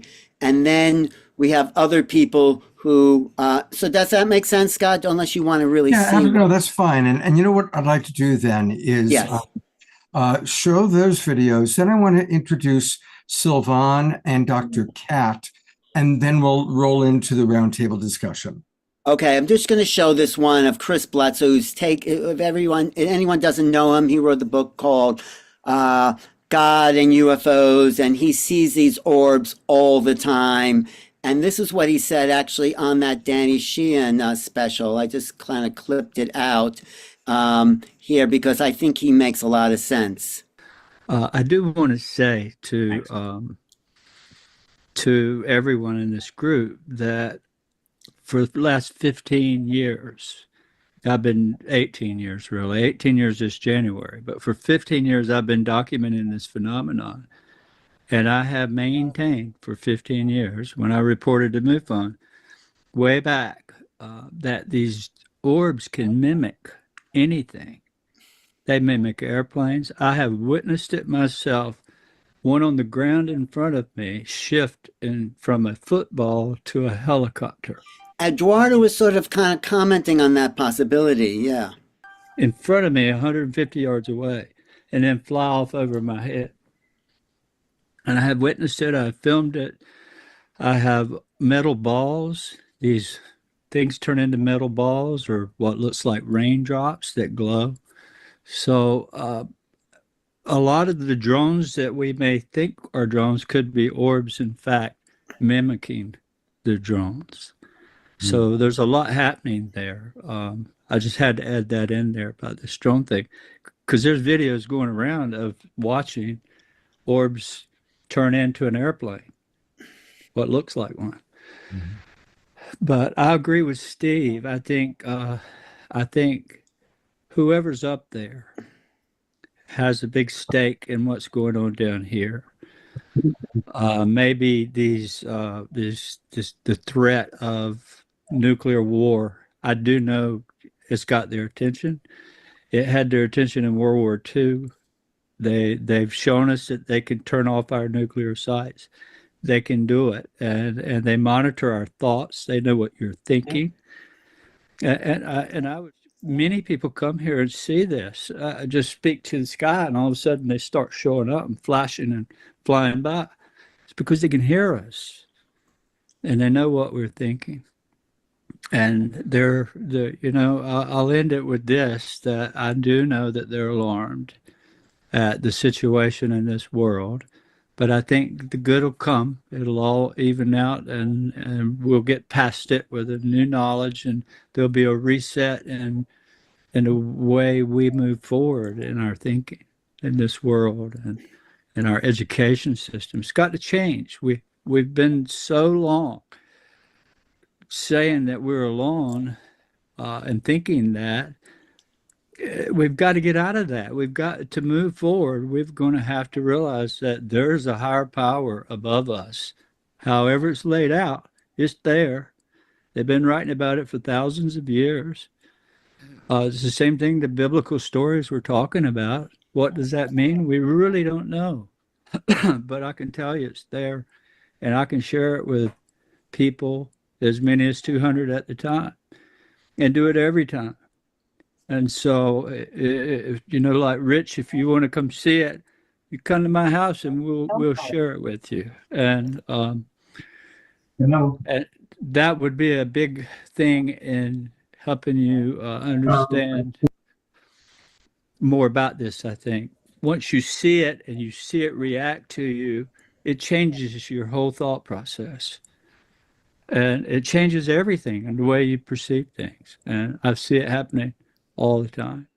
All right. So that I thought he is like a UFO saint. That guy. I've hung out with him. His just being in his field is very elevating. I mean, I think after hanging out with him for a week and I had this teleportation experience. I did. I'll talk to you about that sometime. But something happened. Something shifted that was just, he's at a vibration, and he's holding that for a lot of people. And he's like John, he's calling in these things all the time at his place. So, that's one piece. I could show the Bashar thing now, which, let's show Bashar a little bit later. Let's show Okay. Bashar a little bit later. Okay. I want to get to Dr. Kat, and I want to get to Sylvan. Yeah. We'll get to our roundtable discussion. And then definitely we'll show the Bashar video. Yeah, after the roundtable. Yeah. After the roundtable. Thank you, Alan. Thank you, Dr. Tara. And, one point, just again, from a historical perspective, the big Roswell crash happened in July of 1947. Why Roswell? Well, that's where the 509th Atomic Bomb Squadron was. At the time, only atomic bomb squadron in the world was in Roswell. So obviously there's a tremendous amount of activity. And you've heard a couple times it mentioned that we actually now know that at times our nuclear arms have been turned off. They have let us know, no, you cannot use nuclear weapons. Clearly, the nuclear blasts are what alerted our galactic family to, oh, wow, those crazy humans have reached that level of technology, and their consciousness has to rise. I did one of the last interviews with Timothy Leary before he passed away. And that was his theory. His theory was that the moment we created radiation would set off within our genetic structure an awakening that he thought it would take 3 generations so that our consciousness could catch up with our technology. So I just wanted to add that piece. I also want to invite all the people who are watching on Facebook and on YouTube. We're only about halfway through the show. So come on in and join us. And it's really easy to join the Global Peace Tribe, to get Zoom room links to all of our shows. We do 2 or 3 shows every week. Go to globalpeacetribe.com. You'll learn all about us, about our shows. Click register for the new season. That'll take you to our registration page. It takes about a minute or 2 at the most, and you will immediately get Zoom room links to our shows. And one of the great things about the Global Peace Tribe is we're always bringing in and connecting you, our audience, to the extraordinary other organizations, other people, other groups that are raising consciousness. And so I want to invite 2 friends of mine to share about their organizations, both of which are really important.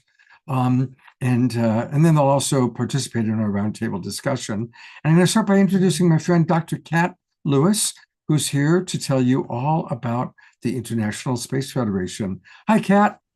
Hi. Hi, everyone. And I'm going to bring, of course, on your compadre, our beloved Global Peace Triber, Reverend Jeffrey Colebrook. Yes, yes. So tell us about the ISF, what it does briefly, and how people can join. And you have screen sharing privilege, so you can go to the website as you wish. Oh, okay. I think we can start there. Let me grab it. And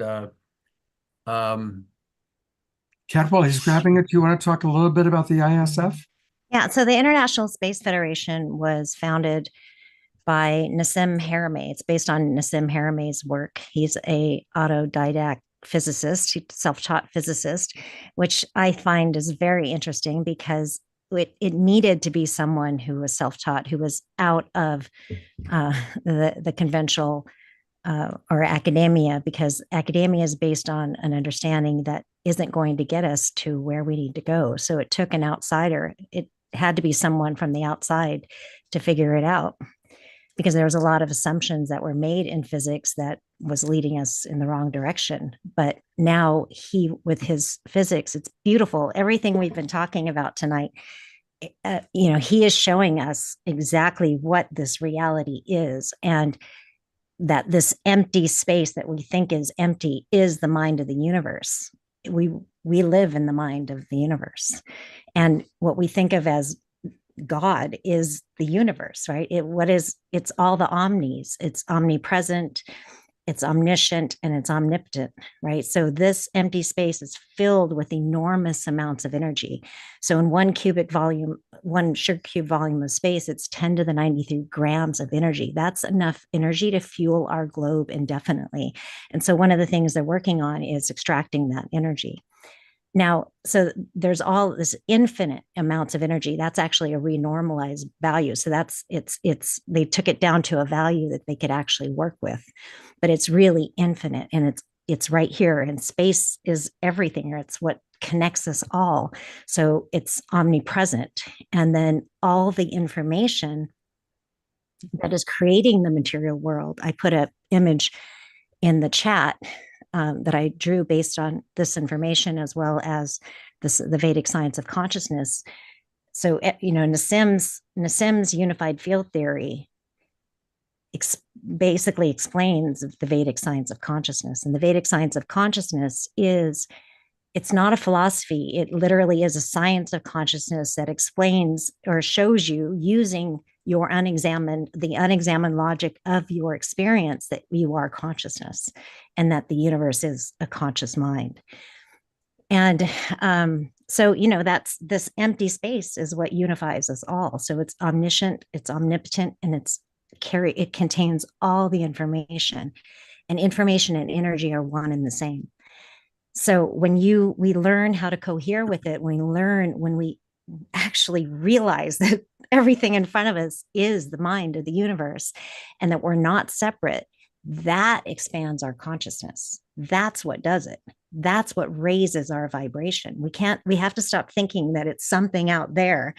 We have to realize it's right in front of us. This universe is the mind of God. It's the mind of the universe. Yeah, and we're expanding deeply into it. And as we expand, because the universe is expanding, it's all happening together. It's quite amazing. And, it's a wonderful opportunity. This is, I mean, the ISF community has put the science out, written it out in clear mathematical language, open source for the world to have. And that is the science of consciousness. It's the science of 0-point energy. Everything. It's the science. And it's written, and it's now, talk about disclosure. It's totally disclosed and able for anybody to read, understand the nature from, I mean, this is the holy grail of physics, is the unification of all forces. It explains all science too. It unifies everything. We invite you to come join us. You know, it's a great community. You have community connections, engaged in contact with, you get to meet cool people like Kat and myself and many others who have been here. It's a wonderful community. So they have Jeffrey, just wanted, if I could, we have a large community, and it's essentially, you know, it's $20 a month, and you can meet with the scientists once a month, and you get to ask the most brilliant minds on the planet any question you want, and they'll answer them. They spend, you know, sometimes I think the minimum answer is like 30 minutes long, but they say it in a way that you can get it. And you don't need to be a physicist. You don't need to be a scientist. Really, everyone can be involved, and you can get something out of it. And hearing basically this information really changes your consciousness. It's definitely. And, you know, by being a member, you're supporting bringing this out too, into, you know, the disclosure of the science is important too. And, you know, it's been as you obviously would know, a challenge getting this in academia, but you know, resistance will be futile, because the beautiful thing about science, when it's correct, it'll penetrate into the oneness. So there you can join as a member, and come hang out with us. We'd love to have you part of it, and then you get all kinds of cool things. So thank you. So their goal is education. They're also building technology, so free energy technology. They're interested in travel, space travel. They're interested in biotechnology as well. So because, you know, this field is what's generating our physical body. And the more coherence you create with this field, and when you learn how to extract energy from the field, you maximize energy transfer. And energy transfer is information transfer. And it's really decoherence with the field that creates disease in the physical body. So it's really exciting. And, you know, they have it. So I really want people to understand that they have it. And so, you know, I'd be investing in them. This is where I'd be investing my money. You know, thank you again. Don't forget the art crystal. Thank you very much, Jeffrey and Kat. We'll hear more from you a little bit later. For all of you watching on YouTube or Facebook, or just wanting to write it down, go to spacefed.com. Spacefed.com. And again, you can join for $20 a month, and it's a great investment. It's going to give you an opportunity to have a lot of access to wonderful things. And you're also supporting a really important organization. And that's the thing. It's like, let's now move away from mainstream media and the time and energy we were putting into CNN or whatever it may have been, ABC News or Fox News or whatever that was. Put the time and energy into the organizations that you're meeting tonight. And I want to introduce you to another very wonderful organization through our friend Sylvan. And let me find you first, Sylvan, so I can put you up. There you are. Sylvan is the co-founder of the Alliance for Extraterrestrial Diplomatic Contact. He's a futurist and the author of Engineering Paradise. Are you ready? His goal is to build the world's first official United Nations recognized embassy for extraterrestrial civilizations. And again, what a brilliant vision, and how perfect. So I've had the good fortune to work with Sylvan And Sylvain, tell us a little bit about what you're doing, and I'll take people also to your website. Thank you, Scott, and thank you all for this and the energy in the room. The Alliance itself has a very simple mandate, and it's something that's very close to my heart and has been for many, many years, is to create the first ET embassy. And you see an example of the mock-up in 3D behind me here. This is a project. The company itself is a Canadian not-for-profit. It's organized in 2021 officially in January, so not that long ago. But it's a project that's actually been carried by the International Iranian movement since 1974. So it's an idea that has occurred a long time ago by a contactee called Rael, who's received messages and a goal of building that embassy in 1973. So the idea comes from a long time ago. And then in 2020, 2021, I suggested to one of the primary members that is carrying that project within the Iranian movement that, this should be a project for everybody. So that's why we created the Alliance. The Alliance is a collective or organization of any denomination, any country, any color, it doesn't matter. All we have in common is that we want the world to be in direct official contact with ETs. Now we know, and many of us here know, that contact has already occurred. Like a lot of people are in contact CE5, direct contact, of a third kind, fourth kind, and so on and so forth through individuals. But our goal here is to make it openly obvious to everybody. So basically, you actually have a building that governments, nation states understand this is where diplomatic missions under the Vienna Convention, so human rules, occur. And media ties come here, have a chat with humanity, kind of process. And because there's a lot of legalities and there's a lot of processes, because we're dealing with 200 nations and they are all positioning themselves to dominate or to gain power and so on, it's complicated.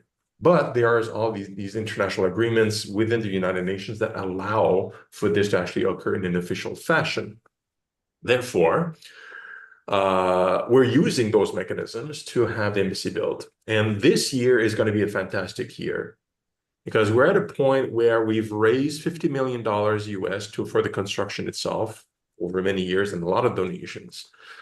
We have over 30 organizations that are part of the supportive network, a collaboration to make this happen, which represents nearly 2.2 million individuals that want to welcome ETs officially, like in this kind of fashion, openly mediatized and so on. So this year, the next step for us is to organize, and we are organizing a convention. This is a requirement to get some additional documentation associated with the Vienna Convention, which is the main document that establishes rules for diplomats and embassies, to take into account an exterior civilization, something that is outside of the Earth.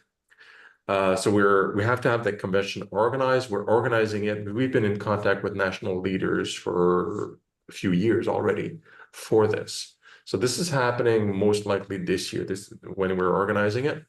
And we are also, as part of the effort of bringing this to the world, because this is really the effort into the mainstream, if you would, we're organizing a streaming service with many, many partners to educate, publish videos, and share and interact as well. And this is going to be announced in February, most likely, so I won't talk about that very much. And we're also preparing a documentary. We're raising funds for it. We're doing crowdsourcing that will tell the story, essentially, using our wonderful partners, Elysium Media, out of Hollywood. And that would also, all of that stuff, as well as how you can contribute and support and help, You can, if you go to our website, you're going to see all that stuff, including the crowdsourcing, the crowdfunding campaign for the documentary. And Thank you, here's the Scott. website. It's Alliance and then the number 4 et.org. Alliance, the number 4 et.org. I want to encourage everybody to check it out and see what they're doing, become a member. And of course, we'll be tracking the wonderful work that you and your colleagues are doing. And Sylvan, thank you so much for being with us. I'm going to keep you on camera because we're going to now go into our roundtable conversation. So I'm going to bring back up some of our guests. There's Alan, and here's Carolyn, and here's Dr. Kat, and where is our Dr. Tara? There she is. And here is John Martin. And here's, I think, where's Daniel? Is Daniel back? Is still with us? Where are you? There he is. There's Daniel. All right. All right. So here is our round table conversation. And Alan, do you have an opening? Yeah, I think, some people do have some very interesting personal experiences that are not necessarily discussed about, but I would think it's important to mention, because Eduardo has some, I know Carolyn has some interesting one. It'd be interesting to just briefly throw that in, and then we can discuss, like through Tara's psychology, the value of experience, because this is where it becomes real. We can philosophize, we can demand truth, but how are people feeling and reacting to this phenomena? That's why John's work is so important, because he is in it. That's like conversation. But Eduardo, are you going to tell us a little bit more about that, and then maybe Carolyn, and then some other people? Then we can. I'd just like to ask for this. Yeah. Because we've got so much to hear. Please don't go into details about the story. Rather, what we want to hear is what Alan pointed to. You had an experience. In one sentence, what the experience was. How has it impacted you? How has it raised your consciousness? How has it changed your life? So if we could structure it that way, please. Yeah, that's good. So Eduardo, you want to start there? Yeah, so due to my experience, I decided to test out my sensitivities, because I read about how this could work out, and I was mind blown to see that I could sense, intention, thoughts, and also receive downloads. So one of the churches I went to, I received a download for the first time. It was amazing. I mean, only you have to experience it to understand. It's you receive the whole thing as if it were a story, but it's there's no words. It's just meaning coming through to you. Very powerful. And how did it change you? It changed me completely, because first I didn't know how to come out, right? Meaning I had to talk to somebody, and then obviously my wife was very supportive, and thank God for that. And really, I decided to open up at the end to my friends, my closest friends, and it was well received, and it was everybody interprets it a different way. My interpretation and my feeling is that this is something that's within all of us, and there's sort of a tether that connects us to these other dimensions, and it's more than just connection. It's like your life belongs to your consciousness. Yeah. Not the other way around. Thank you. I know you, Carolyn, you were in the mainstream world, corporate, I think, and then boom, here you are bringing in the galactic age. So what happened? Yeah. Well, I was a punk rocker before and train hopper before I went corporate, and then went back to my roots. But yeah. So I'll just share quickly I'll pick for one experience. I was actually at a Cryon conference with Lee Carroll, if some of you are familiar with him, last summer. And he led a meditation that sort of guided us to view ourselves as the higher self, or I like the term original self.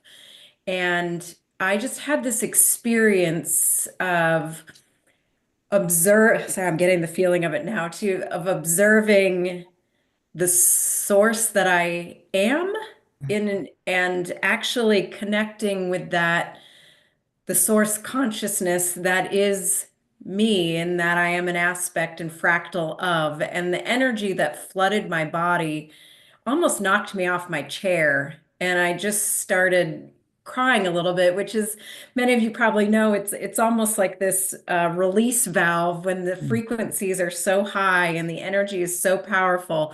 All your body can really do is just like cry because it's so much love and it's so moving. And how that changed me, this was kind of one of a string of experiences, but it's why I never fear again. It's like, why would I ever worry, or doubt? It's like my life is guided by this infinite intelligence that is always out, quote unquote, ahead of me, orchestrating things. And to know that every desire I have is source desiring a new experience.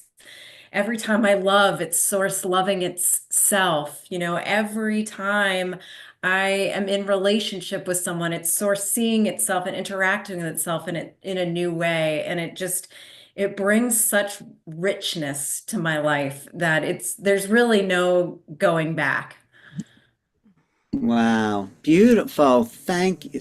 Thank you. That is a great experience to share. I was talking with Tara the other day, and Tara was talking about, in a way, your feelings of your evolution about this change from being, an academic to suddenly being a mystic. And there was something you were saying in that conversation where you just felt like you were opening up in a sort of vulnerable way about where you're putting yourself now in your adventure in the world. Do you remember that, Tara?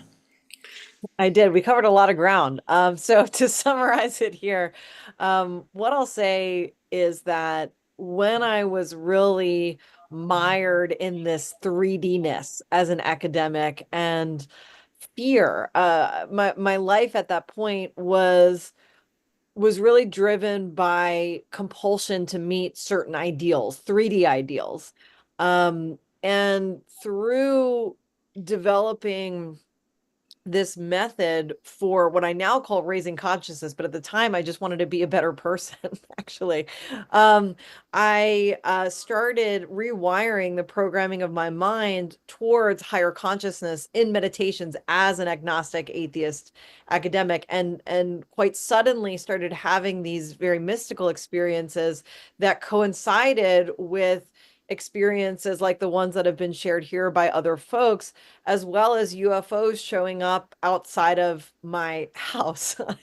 And that was quite unexpected. And so for me, in my experience, my N of one, my sample size of one experience, the raising of consciousness is inextricably tied with the phenomena. Once we expand our field, once we expand into the field, it's clear that our consciousness is connected to the collective, and that's the entire collective. That includes ETs, that includes interdimensionals, ultradimensionals, ultra-terrestrials. I don't even know all the terms. I don't even know what they really mean, but I know that I've experienced some wild stuff in the field when my consciousness has been expanded. And so for folks in my academic world or in my personal life who have seen my interests transform rather radically from, counting breaths and mindfulness activities to like, who knows what it is I'm doing now. There's this confusion about why I've become so intensely interested in ETs. And without having those experiences at higher states of consciousness, I think that it's just so hard for folks to grok that the collective again is that entire collective. And when you experience the collective, it's everyone, not just, humans on planet Earth, right? It's mushrooms, it's plants, it's animals, it's again, all of these other beings. And so it's been quite amazing and expansive to say the least. Wow. Thank you. I just want to go to Daniel because Daniel, I'm still also having a little problem with the bridge. There's the ETs and then there's the evolution of consciousness. And for me to make the connection is like, are they telling us they're here so we can raise our conscious to meet them? Is that the bridge here? I mean, what do you Yeah, think? I think so. First of all, I decided to copy your idea and post my book over here. Yeah, you should. Yeah. And I'm also an astrophotographer, so this is one of my pictures. Nice. Yeah, I think so. Sorry. But no, make the bridge because I'm still having I mean, Tara sort of did it, but I'm still having a little problem connecting ETs to this evolution of consciousness, unless it is the same thing. Yeah, I think we all, so regardless of the ET, humanity, we are much more connected than we actually make believe, or we can actually give credit to. We don't give enough credit to ourselves, I think, because there's so much synchronicities, so much going on, so many other types of communications, the telepathy tapes are a great example of things that are going on, and we had no clue. Like as a neuroscience or prior neuroscience, I think it's pretty much inexcusable that science has missed that kind of phenomenon.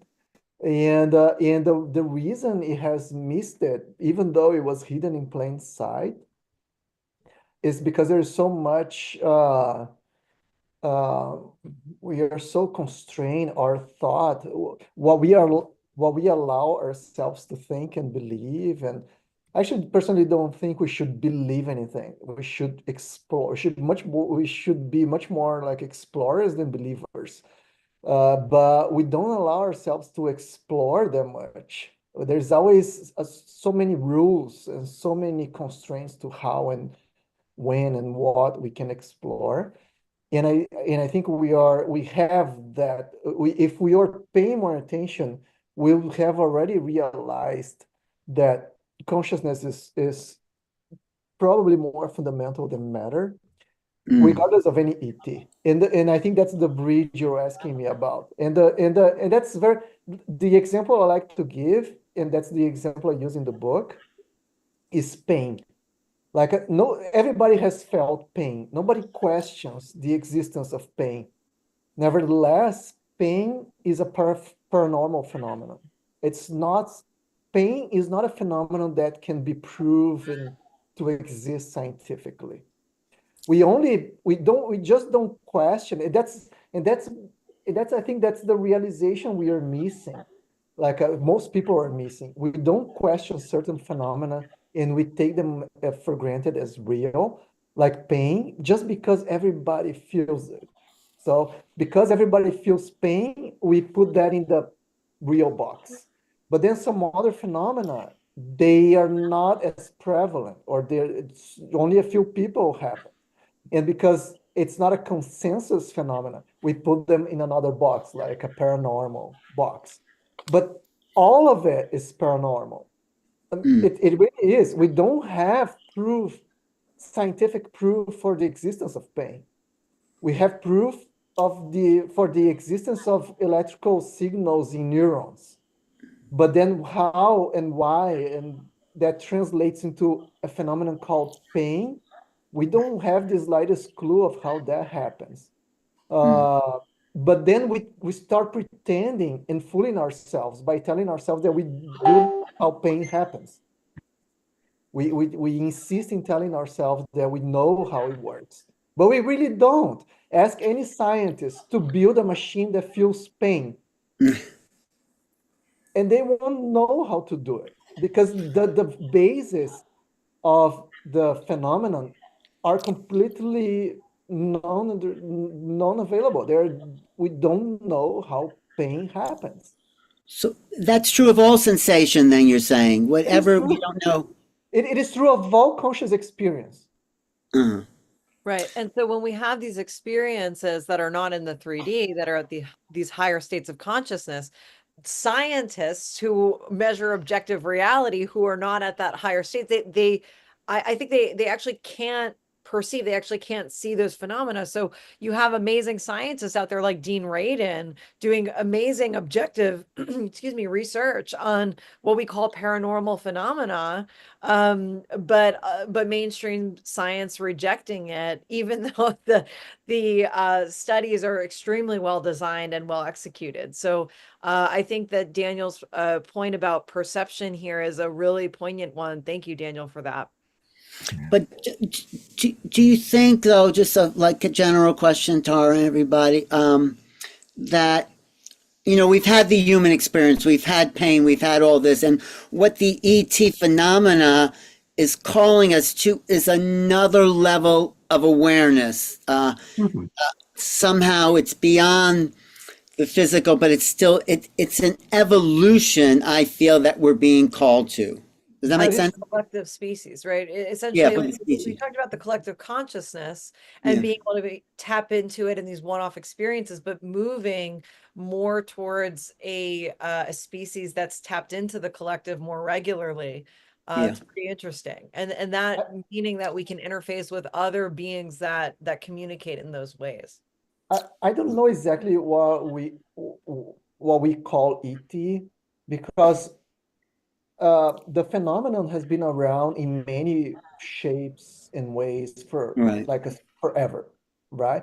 All everything that is kind of paranormal, all of these entities, angels, and everything that we don't understand, they could be ETs, or either it's all ETs and we don't, but then we need a better definition for ET, or ET is a subgroup of a bigger bigger collection of entities, right? Yeah. But then I think that the thing here is that what we call ET are those metaphysical creatures that happen to be able to manifest in 3D in a way that is quite material, like with craft and things like that. Well, I don't know. Scott, were you going to say something? I just want to say, what I'd like to do is, we've gone a long time without having any music. So Fanny and Vigari, get ready. We're going to go to you in a moment so we can digest all this. But I want to go to Dr. Kat, because she also had a life-changing experience. And I think it's, again, since we're kind of sharing our experiences, how it shifted our consciousness, Dr. Kat has a wonderful story to tell. And then we're going to go to Fanny and Vigari for a little music. Yeah, so in 2018, I had an experience where my whole body turned into light. And I had a spontaneous healing. I had Hashimoto's, it was gone like that. I had a shoulder injury where I couldn't barely move my arm, barely do anything with it, and it completely was gone. Everything in my body felt like light. I was like, it was like taking a Raggedy Ann doll and just shaking her. Like there was no resistance in my body whatsoever. It felt like every single part of me was white light. And it was spontaneous. I wasn't doing anything. It just happened spontaneously. At first, right before it happened, I felt completely weightless and at one with the space around me. So I looked at my arms, but they felt no different than this empty space. And it was like I was the room that I was in. I was the field. I was everything in the room. The room was occurring inside of me, just like a dream occurs inside of you at night when you sleep.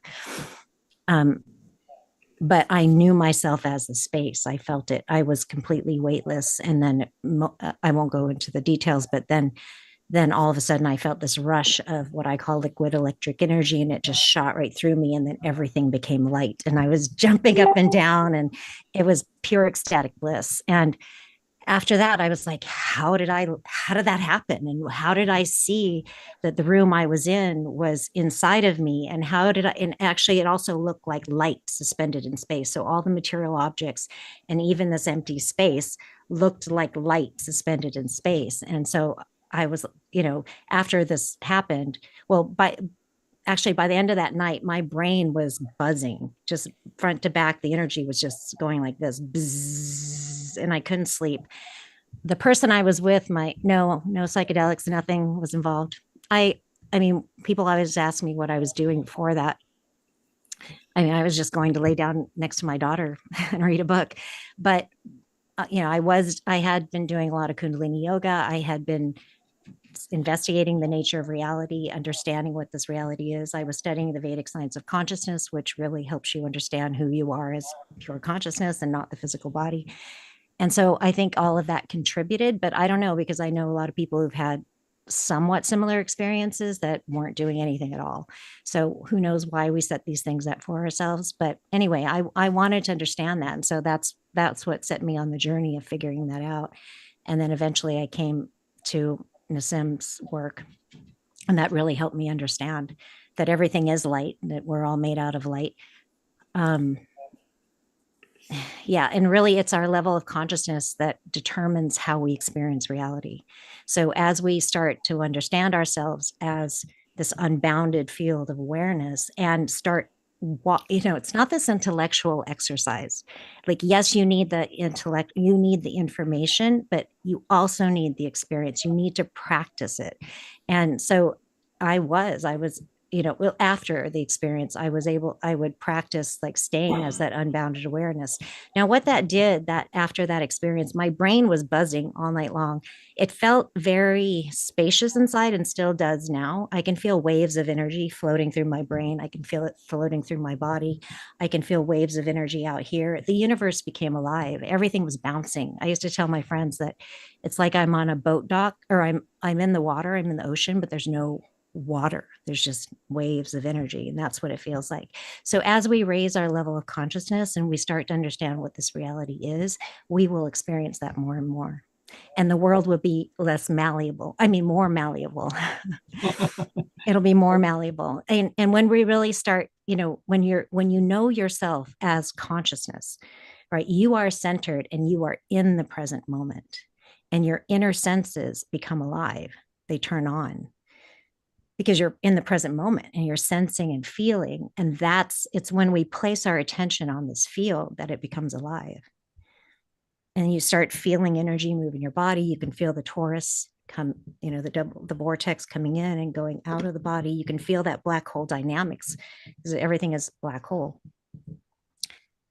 So it's pretty amazing. I want to encourage people. Dr. Kat has a lot that she offers. She offers spiritual heart meditations on Sunday mornings. So you can find all things Dr. Kat by going to drkatlewis.com. That's DRKAT. She spells it Kat, K-A-T, Lewis, LEWIS.com. And she's got a YouTube channel and a TikTok channel.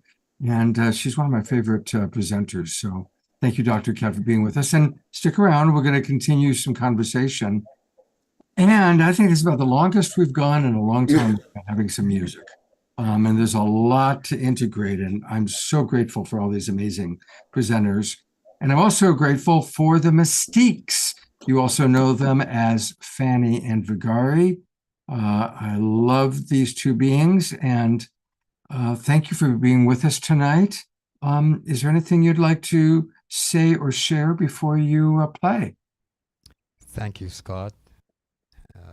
Well, Fanny has had a bit of an experience, I think, lately. Yes, when I was a little girl. So now I've grown up, and I'm so glad to hear there's more of all of us.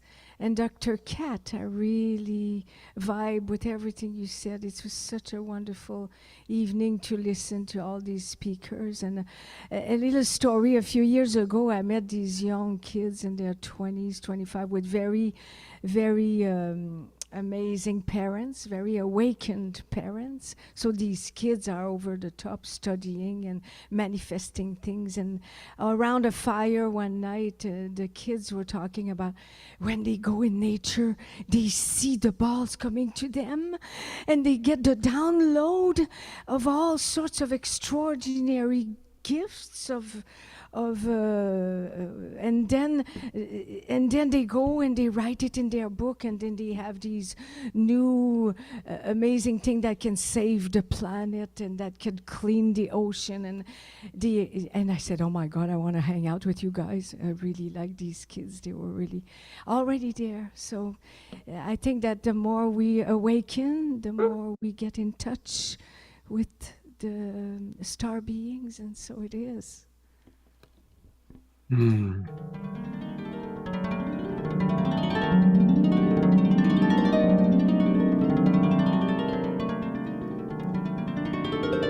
Yes, we venture expectantly on the pathways to alternate realities, opening up the doorways to true communication with our brothers and our sisters from across the galaxy as we graduate to the higher frequencies of oneness with all beings.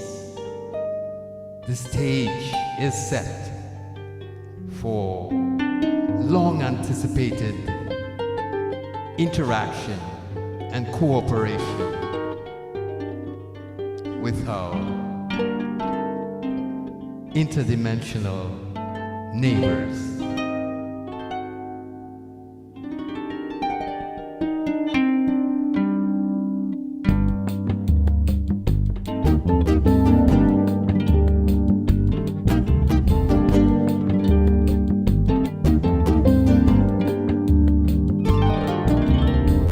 Plentiful, plenty bright. Lights up the sky tonight.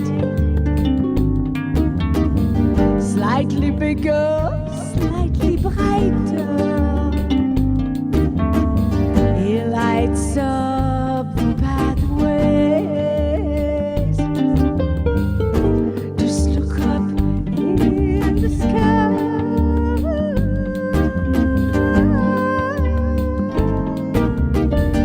He rises in the east, climbs highest around midnight. Oh my, sky watchers, enjoy this spectacular. Starships in the night, starships above the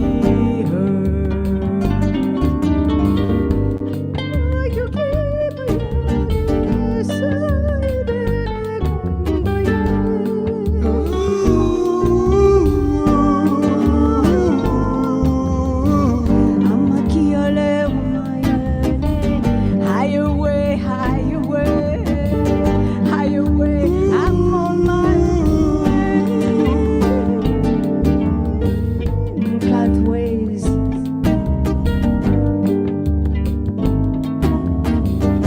It rises up so high, there are starships in the night. It gives me chills. It's a higher frequency. Star beings from across the galaxy.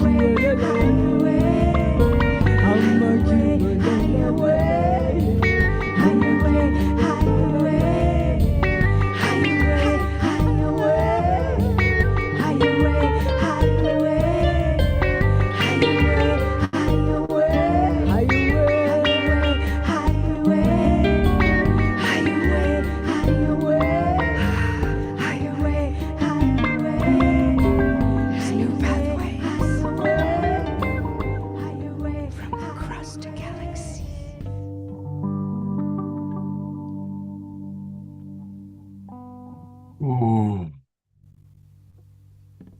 I'm going to go to gallery view. Let's all just twinkle. I'm seeing so many comments in the chat box about how powerful this is. And we just love you guys so much.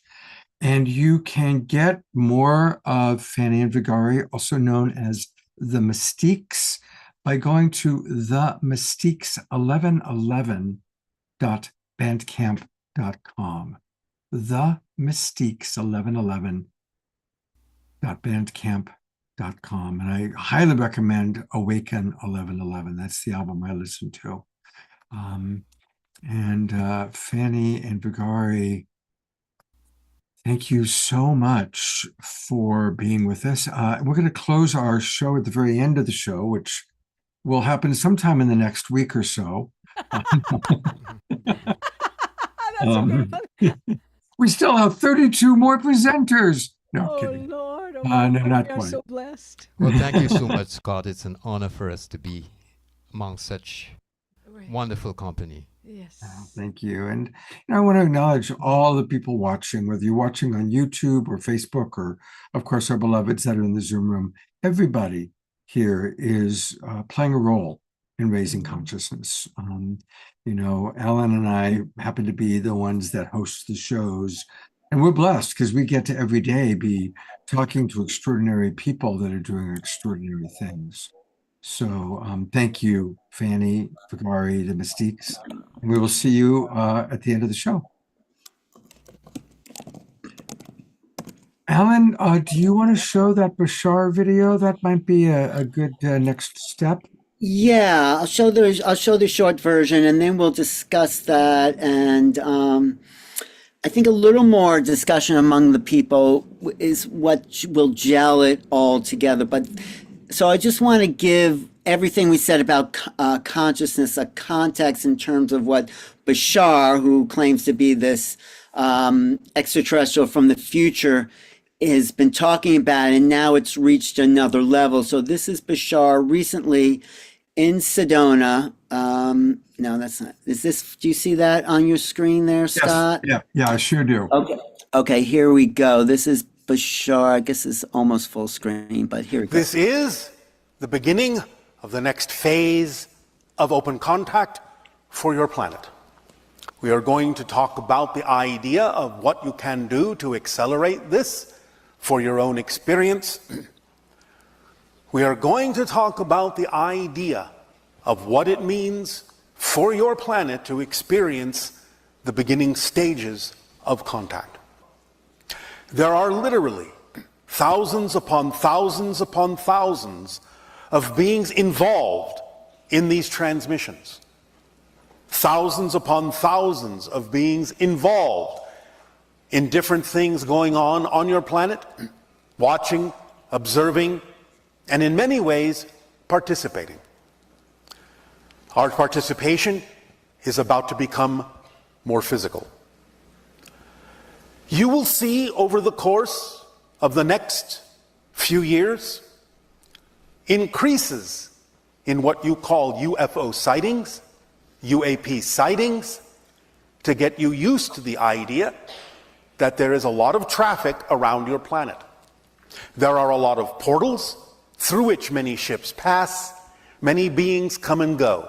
As you increase your vibration, as you broaden your bandwidth, so to speak, by acting on your passion, raising your frequency, becoming a better receiver, a better antenna of higher frequency information and experience, then your senses can extend to the point where you can begin to see many of the things that were heretofore invisible to you, that have been around you all the time. And this not only includes the idea of extraterrestrial spacecraft, but also the idea of spirit beings, because everything is here and now, right here, right now, all overlapping, separated only by the concept of different frequencies. So when you extend your bandwidth, you start including within your consciousness the ability to perceive more of those frequencies. This not only has the effect of suddenly perceiving things that were heretofore invisible to your senses, but also allowing you to start experiencing an increase in other phenomena, such as positive synchronicity, things like precognition, psychic prediction, deja vu, and so on and so forth. Because as you broaden your bandwidth, you are extending from the physical into the non-physical, where you have laid out your life path as a blueprint, non-physically, before you chose the experience of incarnation. Parallel realities are there for you to tap into as you broaden your bandwidth and allow your senses to become sharper on picking up on all the different things that are going on multiple realities in multiple dimensions simultaneously. Don't be too shocked and too surprised when you start perceiving other beings that others may say are not there. As you see an increase in spirit shapes, in causal plane geometrics, in energy streams, in UFOs, in interdimensional beings, in angelic energies, so on and so forth. You have arrived at the place now where you have been preparing and preparing and preparing. And now it starts to, as you say, pay off. The vibration of the new cycle is increasing. The waves are coming faster and faster. And as you raise your vibration, you will catch up to those waves and be pushed along, pulled along, riding those waves toward the experience of open contact, not only with extraterrestrials, but with other beings, other spirits, and of course, as always, more of yourself. Because that's what this is all about, becoming more of who you truly are. Well, that is a great kind of summation of a lot of points that we've been talking about here today. I think, Alan, he gave you the answer you asked me. What was that? I was also, I thought that what Kat said was very insightful. I mean, what we understand as reality is a projection, is not a true reality. When he says things like our participation will become more physical, he's kind of saying that we will venture in your world so you can see us, but that's not really where we live and dwell. So the idea, what we call ET, are spiritual beings, consciousness beings, or beings who have mastered this technology, consciousness technology, or beings who understand what base reality really is. They live in a more profound reality, and they venture into our reality so we can see them. But some of these beings are more able to manifest physically than others, because others it's a vibration, like he says, vibration. Right. And the frequency is different. But I think what is important here is to shift our mindset and stop thinking of this as reality and think of these 3D as a projection. So what's happening, that ET is those beings that are manifesting and helping us realize that we are a projection of our deeper reality. Right. Do you get that too, Carolyn? Is that what you're getting in your contact? Yeah, exactly. We haven't gone anywhere. It's like we've cast our consciousness out into a band of frequency to have the perception of being human, just like someone maybe having the perception of being an extraterrestrial or being an inner earth being. And it's like I really resonated too with what Bashar was saying, and think of, it's like all of these realities or experiences or moments, however you want to thinking about it, are happening all at once and occupying essentially the same quote unquote space. So it's not so much that it's like we're perceiving our way into something that's already there. It's like I can guarantee each one of us sitting in our rooms, we're probably surrounded by beings who are so curious and interested in this conversation right now and here. And it's just, you know, quieting our mind, opening our heart, as he said, expanding the bandwidth so that we can just perceive what's already all around us, like the light spectrum, you know? Wow. Yeah. Dr. Cat, did you have something you wanted to say? As well. For what's that? I was asking Dr. Cat. I think she started to say something. Oh, Cat. No, I was agreeing with Carolyn. I was laughing at they are here. I It's was hoping to make a point if I could. Yes, please. Who's that? You know, it kind of ties your earlier question in with what Bashar was saying. There was a day I was walking to the park and this portal opened up and this being came through it. And on earlier broadcast, I've presented those pictures, and I was able to get a few photographs of it, but I turned away from this higher dimensional being because my mind and my spirit was not quite ready for that experience. And I thought about it during the whole day. And that night, this golden energy came down to treetop level, and I apologized. I said, I'm really sorry I didn't give that beautiful entity the time it deserved. And that golden energy expanded many times, understanding that this is, you know, it's a challenge for us, and it's, you know, it stretches our sense of reality. And I think there's a galactic imperative when we present ourselves in a pure way and a loving way, and we present the best of ourselves. There's a galactic imperative for them. As Dr. Katz said, they turn into their light bodies and they come into our dimension for a short time, and we interact in that way. And I think that's what Bashar was saying is when you're open for the experience, and when you just embrace it, there's nothing to fear. It's a beautiful experience. The energy they send to you is so beautiful and so loving, and it will absolutely change this world.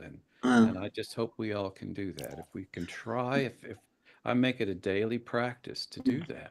Just like guitar, I've been playing guitar for 50 years. I've been doing this work for 15 years. And I'm as dedicated to that as I am to anything I've ever done.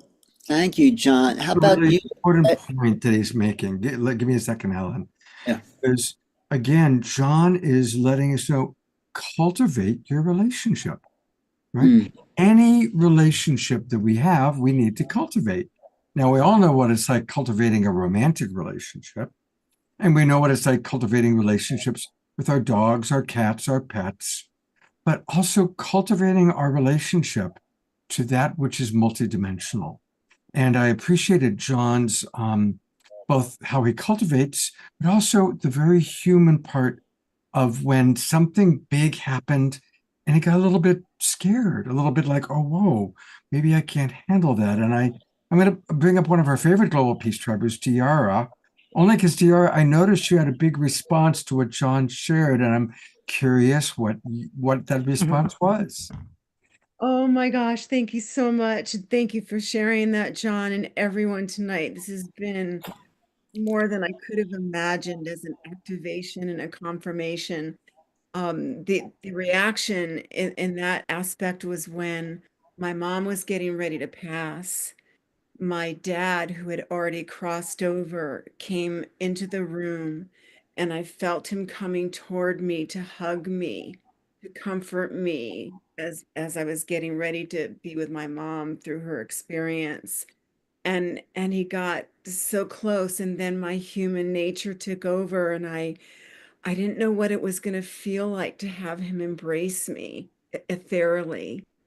And I had felt bad about not allowing that. So you helped heal that for me, John. And Alan, you had mentioned earlier, you asked, you know, is this the transcendence? Is this the connection? And I chatted to Scott. I said, yes, we are the world bridgers.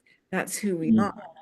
And in this conversation, we've transcended from, you know, what is it, you know, to who are we? And, the music is such a big part of that. The music's the universal language. And I'm so honored to be here. I'm so grateful to have had this safe space tonight to share so much in the chat.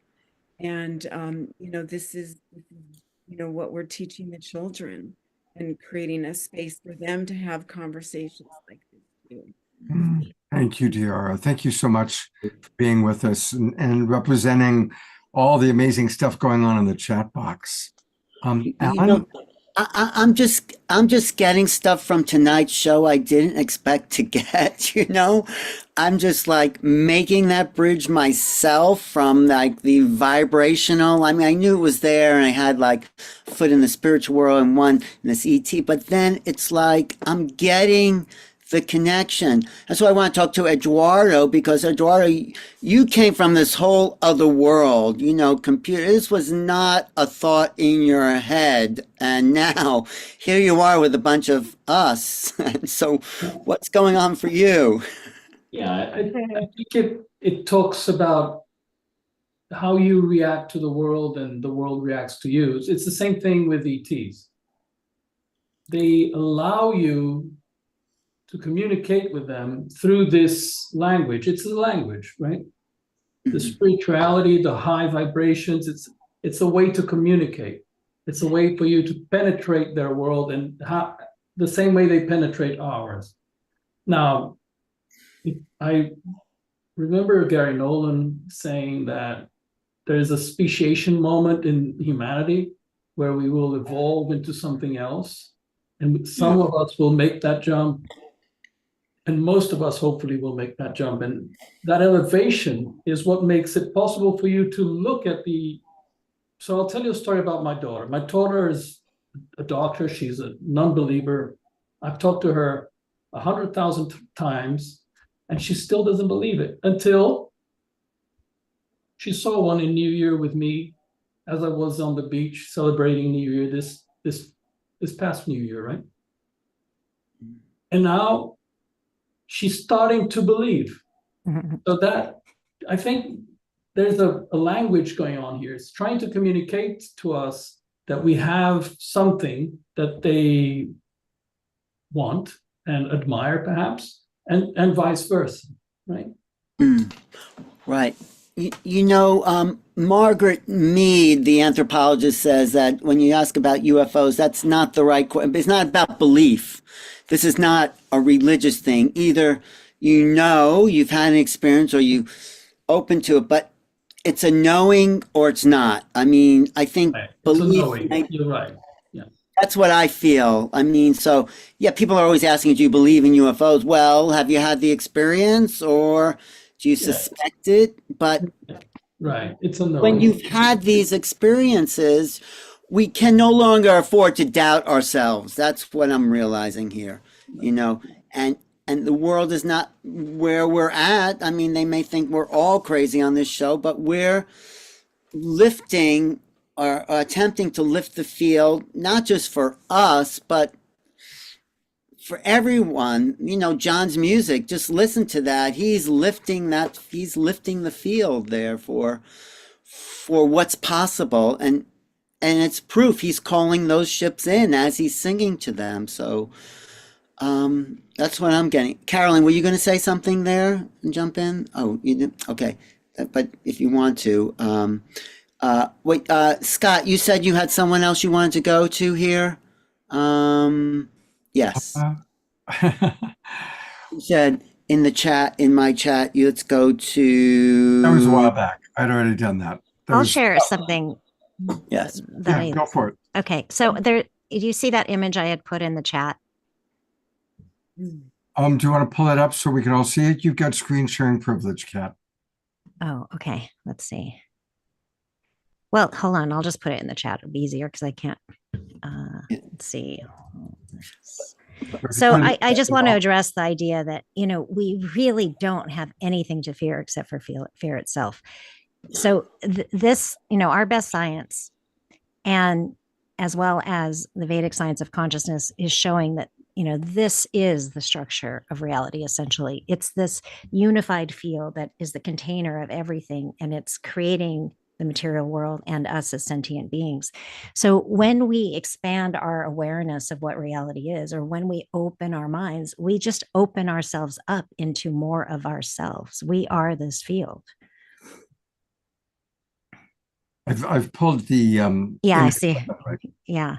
So I mean, we are, so that unified field is right here. It's creating the physical body. It's creating us as sentient beings. And so when we open our awareness, when you sense and feel the space around you, you're just opening up into that. You're opening up into more of yourself. You are this. So there's really nothing to fear. Now, humanity, this is the information that humanity has been missing for thousands of years, right? It's really what Jesus was trying to share with us, and other masters like him. And we weren't getting it. And so this piece, and so when we don't understand this, when we don't understand that this field is here, it's filled with energy, and energy is information, and it's what connects us all, then what we do is we close ourselves off to it. So we literally shut it. We don't allow it to come through us. We don't allow ourselves to experience it, but it's here. And the more we start to realize that, the more we'll be able to access it. You literally will feel the universe become alive, but there really is nothing to fear. What we're seeing is, because this information has not been understood, we are seeing the effects, the consequences of separation consciousness. When we don't understand reality, when we don't know what this field is, that's when we war. We create war inside ourselves, and we create war outside ourselves. And so we're getting a giant lesson on separation consciousness, but it's not a bad thing. It's, if we're eternal beings, if you look at that, right? So if that light is beyond space-time, it's what's projecting space-time. So that's how we are eternal. We just need to bring our level of awareness down to the field, and it's all around you. So what you do is drop into the heart and expand, start sensing and feeling the space around you, and it will become more alive to you. So, are you saying then this whole discussion, in a sense, I'm just asking kind of rhetorically, it's not about ETs, it's about unifying, moving to the vibration of the field, so we raise ourselves up so we can meet these other beings on the place where they live, instead of bringing I believe that's what Bashar, I watched his Echoes of Sedona event, which was in November. And I believe that, what he said, they looked at our reaction to what had happened, to the September event, where they made a comment about the election, right? So they made a comment about the election, and then they watched how we behaved, right? So, and he said from that, they pushed open contact out, right? So they made it longer. Oh. Right. And so and then he said some other things, but the conclusion that I came away with is we're not where we need to be. And I've also heard him in another event say that we need to stop looking at them as like our saviors. We have to be on equal ground with them. And the more we bring our awareness, the more we start to understand ourselves as that light, as this field, your confidence will increase, the knowledge that you have will increase, because that energy is information. You'll start knowing things and understanding things differently. It changes your perspective. So you'll know things you didn't read in a book.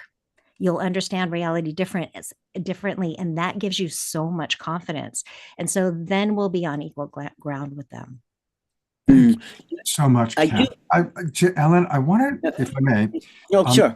I want to spotlight a few important other resources.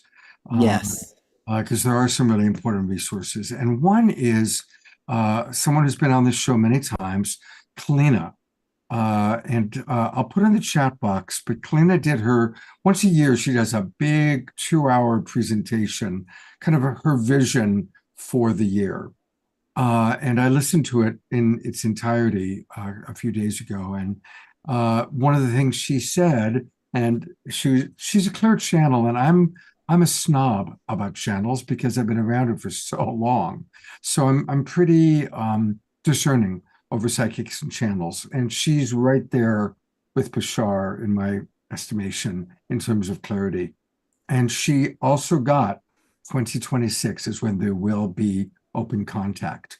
And her entire presentation is really fascinating. So I'm putting into the chat box where you can find it. It's free, it's on YouTube, and I highly recommend it. I also want to direct people to a couple of books from the people you've heard from tonight. And the first one is the book from our beloved John Martin. And here it is, The Universe Loves You. You can find it on Amazon. Just go to Amazon and put in John Martin, Universe Loves You. It comes right up. Whitley Strieber does the foreword. Incidentally, Whitley will be on our show, going to be on in a few weeks. So you'll be seeing Whitley Strieber in a few weeks. He's got a brand new book out called The Fourth Mind. And then I also thank you to Omashar, who found the book from our new friend, Daniel. And so I'm going to bring that up right here. Here we go. And thank you very much for finding that. So Daniel's book also can be found on Amazon, and it's called Spira Duality, SPIRI.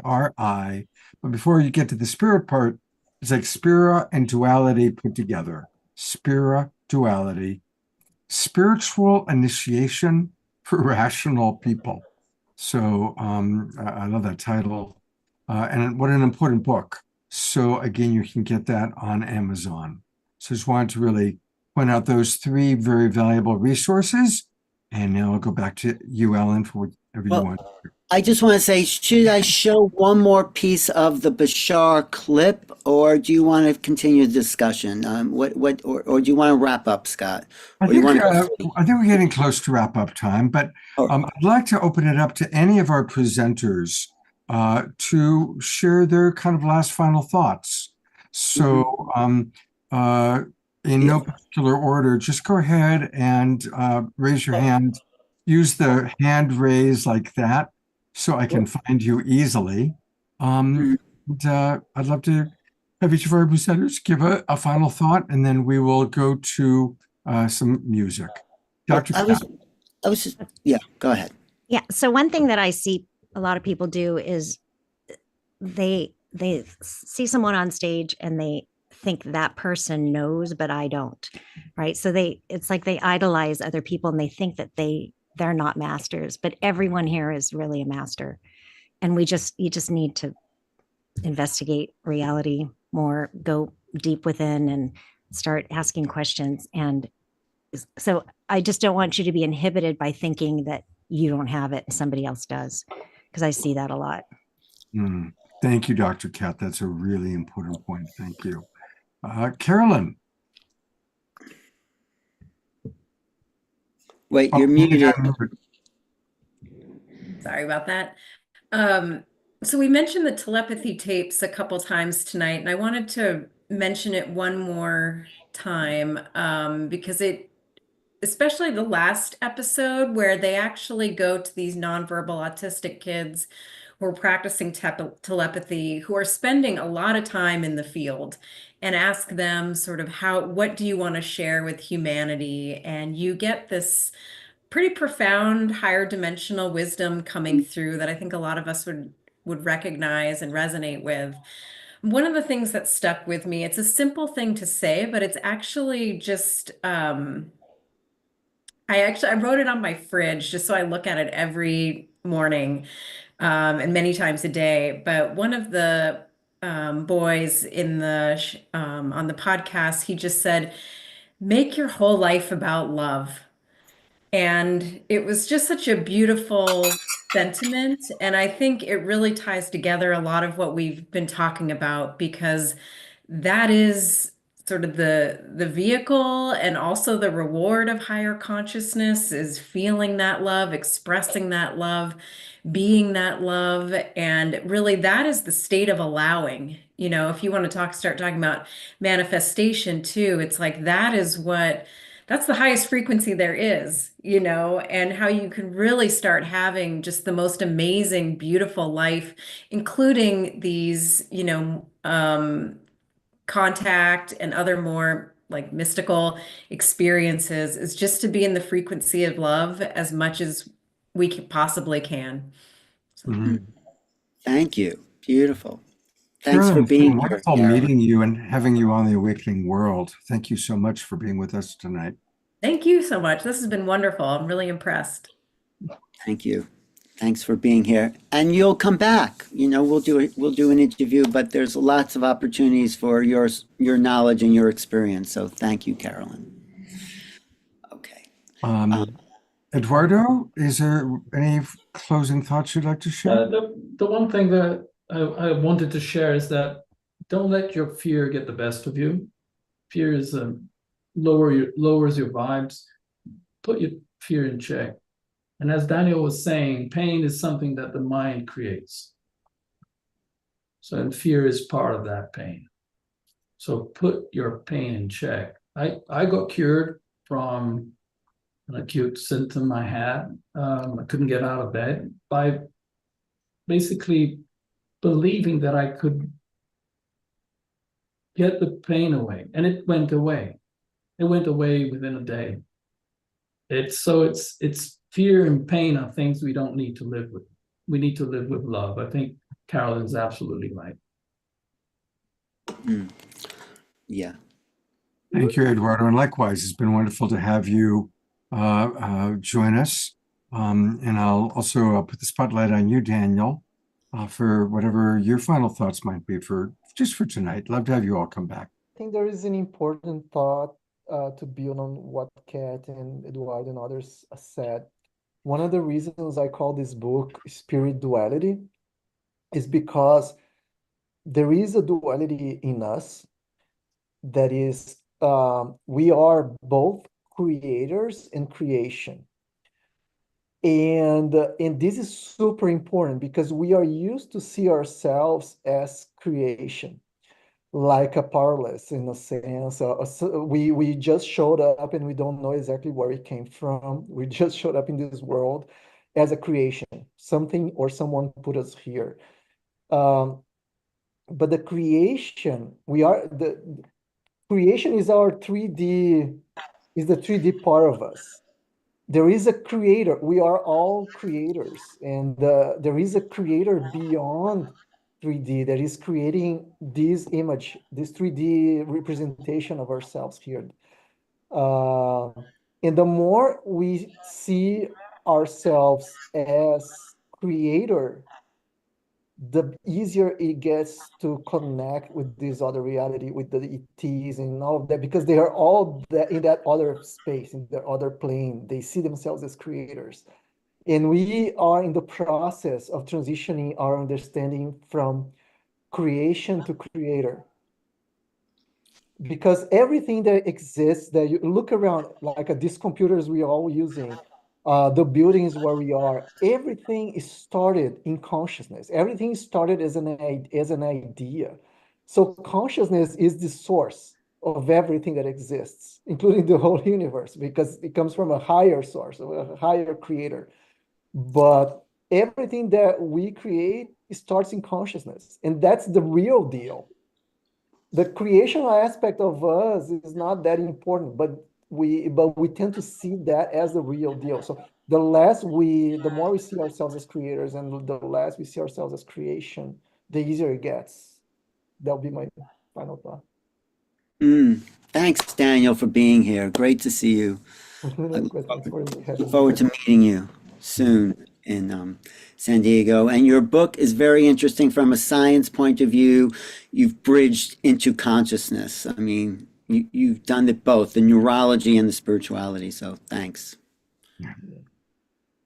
Okay, we are in the home stretch. Here's what we're going to do. We're going to go to Omoshar for a song. Then we've got some more announcements, and I want to share some of the highlights that I've seen in the chat going on, and any final comments if any of our presenters want to make. And then, of course, our very, very, very last thing will be Fanny and Vigari music. But our beloved house musical artist, has another song specially prepared for tonight. And now you all can get up and move and groove and dance if you wish. Take it away, Omashar.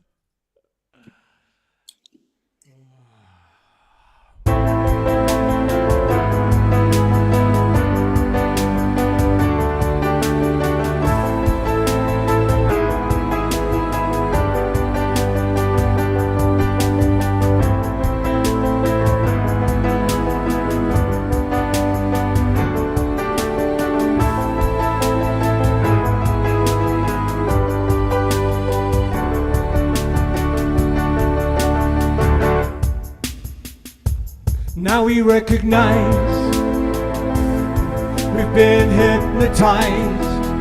The spell is wearing off, and so now we rise with higher frequencies. There is no disguise. The truth of life itself is now realized. Love is reaching through hearts of me and you. Our world is waking up to our different points of view, as now we recognize we've been hypnotized. The spell is wearing off, and so now we rise with higher frequencies. There is no disguise. Life itself is now realized. Ba-da-da-da,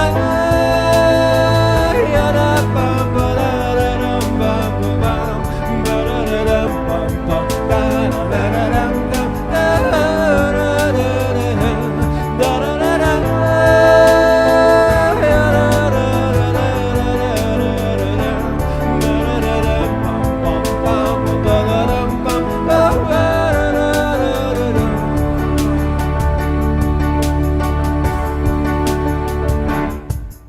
so shake yourself free of the past. No longer do we walk in the dark. Let's show each other what we can do, and let our light shine right on through. And let the good of humanity stay, and let the dross simply fade away. And let the mother return to us all, so that love can have her way.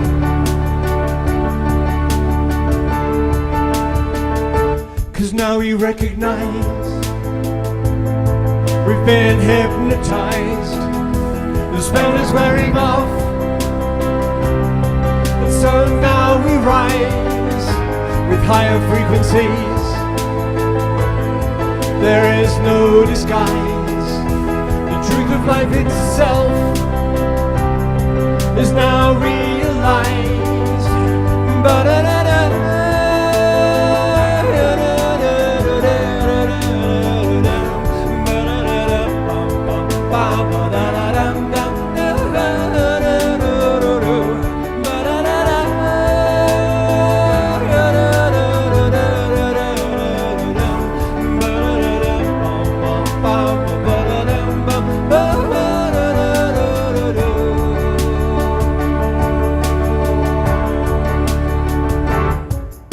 So shake yourself free of the past.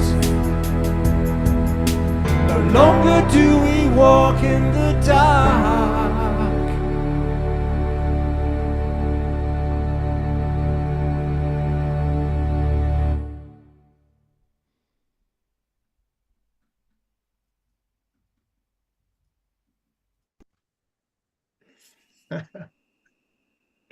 I'm muted. Amazing. That is the perfect song for what we've been talking about tonight. Absolutely, Omashar. It's such a high vibe song. When I sing it, I almost get out of my body. It's like, whoa! And then it ends abruptly, and I'm like, up. Yeah, no, I could tone it down. I'm not too sure how to fade it out. But they're always a work in progress, because every time I play something, it goes, well, it needs to be a bit more. What is it? Leonardo? Who's the guy that did the David in the statue? It keeps on. You mean Michelangelo. Michelangelo. Thank you. You know, I keep on chipping off the stone and revealing its perfection. So thank you. Well, there are 5 perfections that he has completed, 5 stones that have been chipped perfectly, and these are his 5 CDs. And you can get his music by going to omashar.bandcamp.com, omashar.bandcamp.com. And I want to turn it over to my wonderful co-host, Alan Steinfeld, who provides so much through New Realities. His YouTube channel is amazing. And so, Alan, share with our audience, how do people get more of you, and what do you want to highlight tonight? Well, I'm going to have to rewrite my book, I think, about making contact, first of all, because it is the contact within we're making. And, you know, just to wrap up what I've got from this whole evening is that, you know, there's always been love, people always having, yes, loving thought. I think the planet is at a new vibration where the love emanation actually bridges us into this other realm. Maybe it has done that for the higher avatars, but collectively, somehow it's coming together where, as a planetary civilization, we are raising the frequency. So these beings that are out there don't have to come down to our level, but we can go up to their level, you know. One of the things I talk about in my discussions with about my book is if we really want to make contact with them, we have to speak and be at the level that they're at and the level of consciousness as they're at, so we can have this, going back to telepathy, this exchange.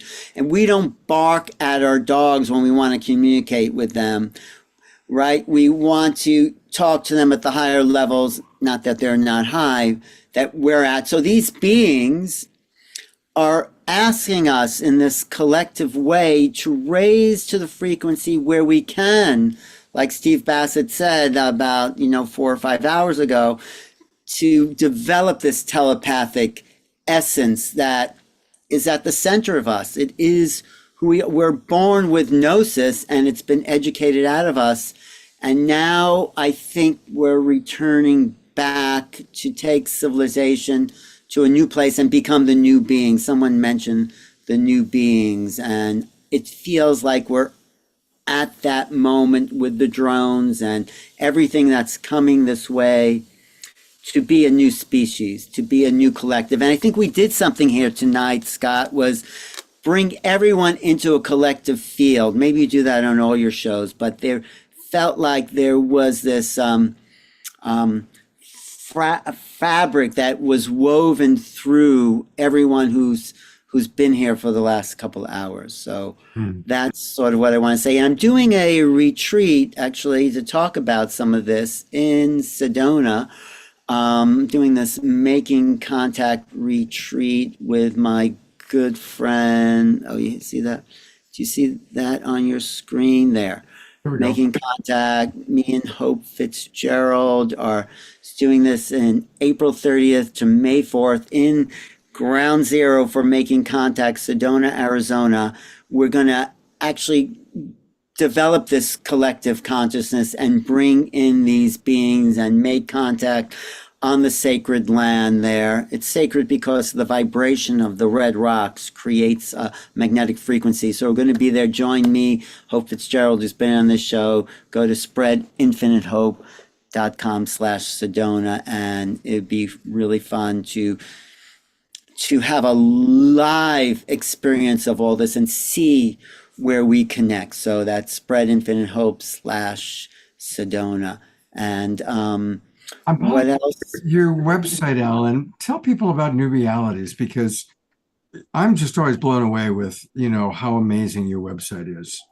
Well, I have almost 90,000 subscribers. I was one of the first YouTube creators because I had a public access show for many years, and then I had this opportunity to upload them even before Google bought them. So since 2006, I've had archives of some of our favorite people in the field, Linda Moulton-Howe, Anita Moorjani, Deepak Chopra. I've interviewed Deepak like 20 times. So that's youtube.com/new realities, where I do an overview of all the thought leaders that have influenced me and the world to bring us all to this next level. I mean, in a way, they're all talking about the same thing. We're all talking about increasing our vibration to reach this level of collective love. So that's what I knew I was doing something, and now I know that's what I'm doing.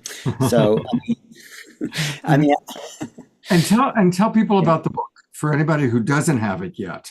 And it can be, you can get it on Amazon. Just put in Alan Steinfeld, Making Contact. But tell us about yes, I'll put that in the chat too. And the book is a collection of essays by people I feel are the best in the field, who's devoted their lives to this phenomena.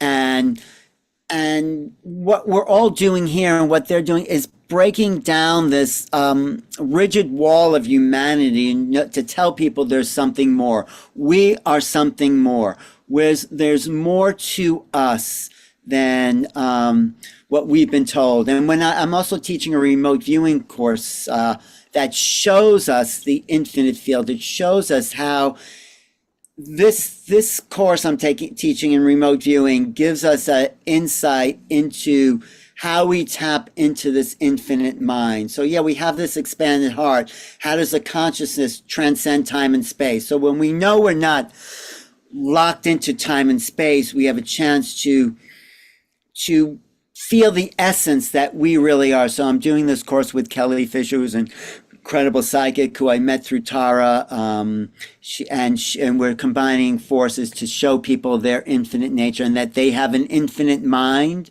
Yes, we have this infinite heart to love, and we have this infinite mind to transcend all the limitations that we've been told we were locked into. So I'm really excited about that too. I'll put that link in the chat. So Scott, this has been a very uplifting show for me. I usually get tired after 3 or 4 hours, but I have a lot of energy here tonight to just keep going. And thanks for creating the opportunity to celebrate our beingness with our friends. And thanks, John Martin, for being here, all the musicians, all the people we brought in from the Consciousness Club that we're part of. And Tara DiLiberto had to sign off, but she gives her love. And let's do it again. Let's keep making contact, me and you, Scott. Absolutely. Absolutely. Thank you, Alan. And Alan, you'll of course be with me when we have Whitley Strieber on. Yes. I have to say, Whitley is the most experienced contactee probably in the world. He understands this phenomena better than anyone else that I've met having experiences. So, yeah. And he's written a new book called Fourth Mind. The Fourth Mind, yes. And I think that's what we've sort of demonstrated here today, that there is this other level of mind that we're all a part of. Everyone here watching is a part of it. I mean, there's something magical happening on planet Earth, and we're part of it. And the drones are just a clue to what's more, that there's this world that we're not the freaks of the universe. You know, life is not just an accident of nature. We're part of something way bigger, and we're just starting to suspicion that. So thanks, Scott. Thank you, Alan. And Alan, you'll be seeing a lot of Alan. We've got some really beautiful shows planned. We're going to be doing Whitley Strieber will be on Wednesday night, February 5th. Then we'll be at the Conscious Life Expo that weekend after that. And then we're going to do another Making Contact show on Saturday night, February 15th. And then Zazar. Zazar, yes, Zazar. We're going to do something. We've got a lot going on, because this is really happening right now. And my dog was like, come on, Scott, this is a long show. It's time for a walk. So I put her on my lap instead to give her a little bit of love. I want to make a couple of announcements. And yeah, let me go there first. So tomorrow night is going to be a very special evening. Deborah Giusti, founder of the Global Peace Tribe, along with myself, has put together an experience. This is free of charge. Many of you remember Celestine Starr. She was on my shows many times. Longtime friend, passed away 2.5 years ago, but she has been a busy little angel. She has been connecting. Again, this whole, the veils are lifting, interdimensional contact is happening. And so we're going to have two different women who've been channeling Celestine, and we're going to have Celestine on tomorrow night. This is at 5:30 Pacific time. If you go to planetaryascension.org, planetaryascension.org, and register, and you can get the link. And it's going to be a very special evening where we all hear what Celestine has to say from the other side. So that's going to be a very special event.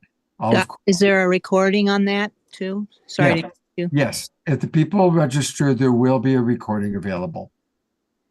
Just make sure you register so they have your email address, and then they will email you out the recording. Also, for those of you who are Global Peace Tribe subscribers, which is most everybody in the Zoom room right now, I'll be sending out the recording next week. And we send out the recordings to all of our shows. So for those of you watching on Facebook and YouTube, that's another reason to become a subscriber, because we send out the recordings to all of our shows. I also want to let everybody know about this Saturday night's show. It's going to be amazing. You know, the shows this year are just coming together like tonight, really powerfully. And on Saturday night, we're going to have several different people, all of whom lead their own consciousness organization. Each one of the people you're looking at is an executive director or a founder of some community-based global consciousness organization. Probably the most famous one that you all know is HeartMath. Well, Roland McCready, who's the executive director of HeartMath, will be with us. Teresa Collins from Global Coherence Pulse. Grace Lind from the Global Love Academy. And so it goes. Each one of these people is really, really a gem. And we're going to be talking about how we can all choose love this year. Tips, tools, practical ways. We're also going to be talking about how to create community, and you'll be learning about their communities. And we have a very special musical guest, Minoz. He's been on the show before, and he plays with David Pramol and Miten. When they do their worldwide tours, he is the third person who plays with them. He's a beautiful flautist and a beautiful being. So please do join us. Okay, I now am going to shift gears into some very sad news that has happened during the course of this show. During the course of this show, I've learned that two different friends of mine lost their homes in the Pacific Palisades fire. Sandra DeCastro Buffington, again, she's been on the show. She's a member of the Evolutionary Leaders Circle. She and I were texting earlier today because I knew that she had been evacuated. And this is what she just posted, that her home is burned down to the ground, nothing left. And then another friend, and let me see if I can pull that up, sent a photograph of what had been her home. I'll just bring this up. And this friend is asked to be left nameless, but this was her home, her dance studio, her temple. As we kind of look at that for a moment, I mean, imagine if that had been your home and nothing left, nothing. The reports are still coming in, but it appears that the Pacific Palisades fire has been devastating, and we're going to be learning that many of our friends have lost their homes. Also, during the course of this show, several more new fires have broken out in the Los Angeles area. There's now a big fire in the Hollywood Hills. Previously, there was the Pasadena Altadena fire. LA is on fire right now. I experienced this when I was living in Hidden Valley Lake, the Valley Fire. When the winds are that significant, and right now there are 50-mile-an-hour winds happening in LA, it picks up debris and it can travel for miles and start spot fires in other places. Why Los Angeles? Well, normally by this time in January, Los Angeles has received 8 inches of rain. Last year, there had been 12 inches of rain by now. So far, Los Angeles has received, up to this date, 0.14 inch of rain. So even though it's mid-January, when rain should be coming and flourishing, it's still absolute peak wildfire season. And everything is just so dead and so brush. And when you get Santa Ana winds, and they're saying that these are the worst winds in Los Angeles in 10 years. So it's really serious what's going on. So although we did it at the beginning of the show, I'd like to ask once again, we're going to I'll go to gallery view in just a minute or two of silence. And let's all pray in our own way, sending maximum grace to Southern California, to the people, also all the animals. You know, when there's huge wildfires like this, animals lose their homes. So the animals that are scared, that are terrified, that are, some of whom are lost in the fires, as well as, of course, the homes and the buildings. So let's all drop in and send a maximum grace to our family in Southern California.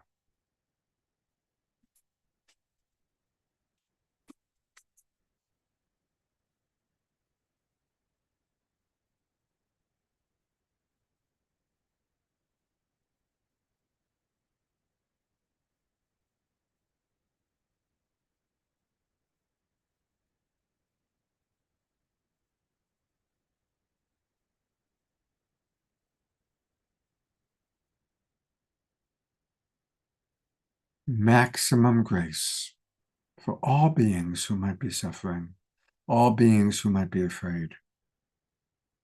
Maximum grace, and may we all be grateful for our home, our food, our possessions, our things. And may we all tune in to how we can be of divine service to support those who are going through these challenges. Aho, Ashe. Amen. And thank you, beautiful Global Peace Tribe, this beautiful community that keeps growing. And to conclude our evening, I'm going to go to our beloved Mystiques 1111, also known as Fanny and Vigor.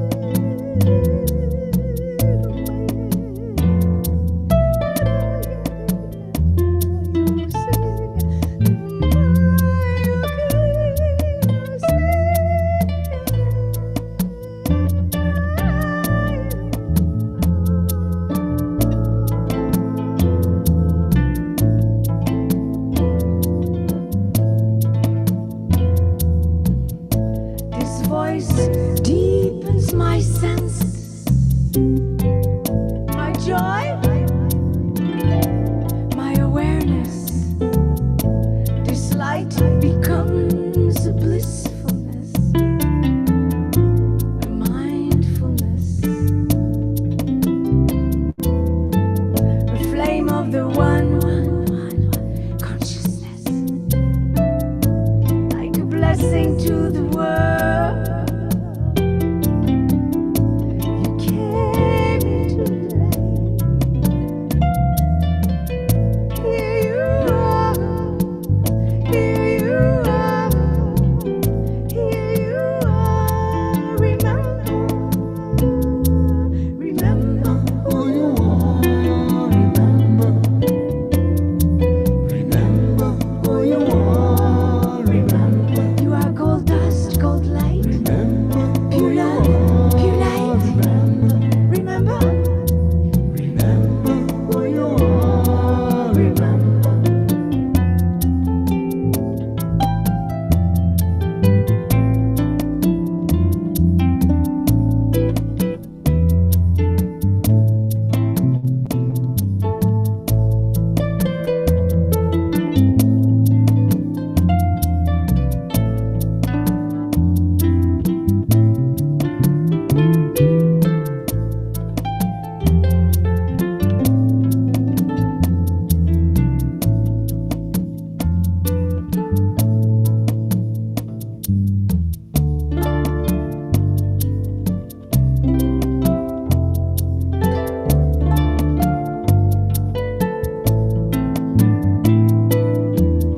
At the end of the rainbow, there is a pot of gold, a golden treasure your heart beholds.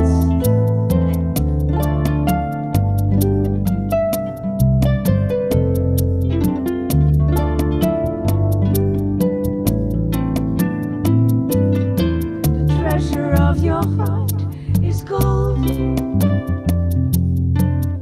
gold at the end of the rainbow.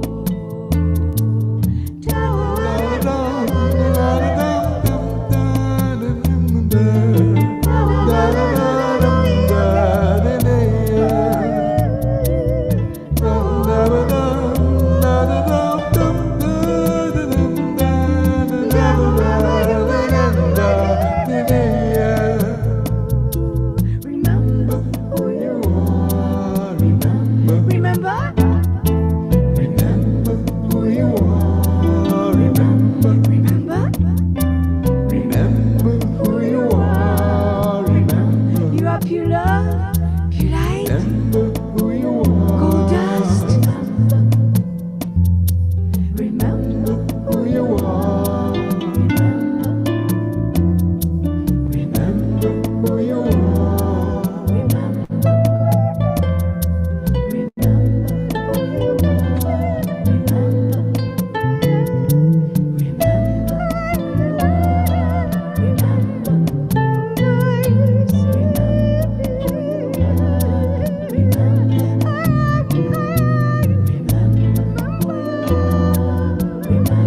Remember to love.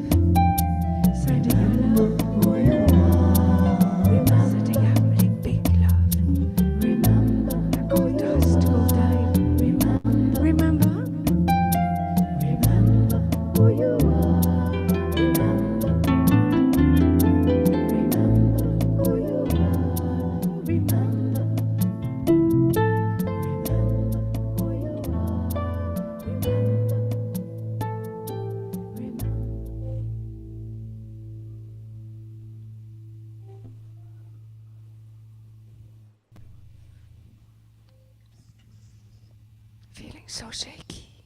Shake. My heart is feeling your love. Thank you. And as we send our love to our friends.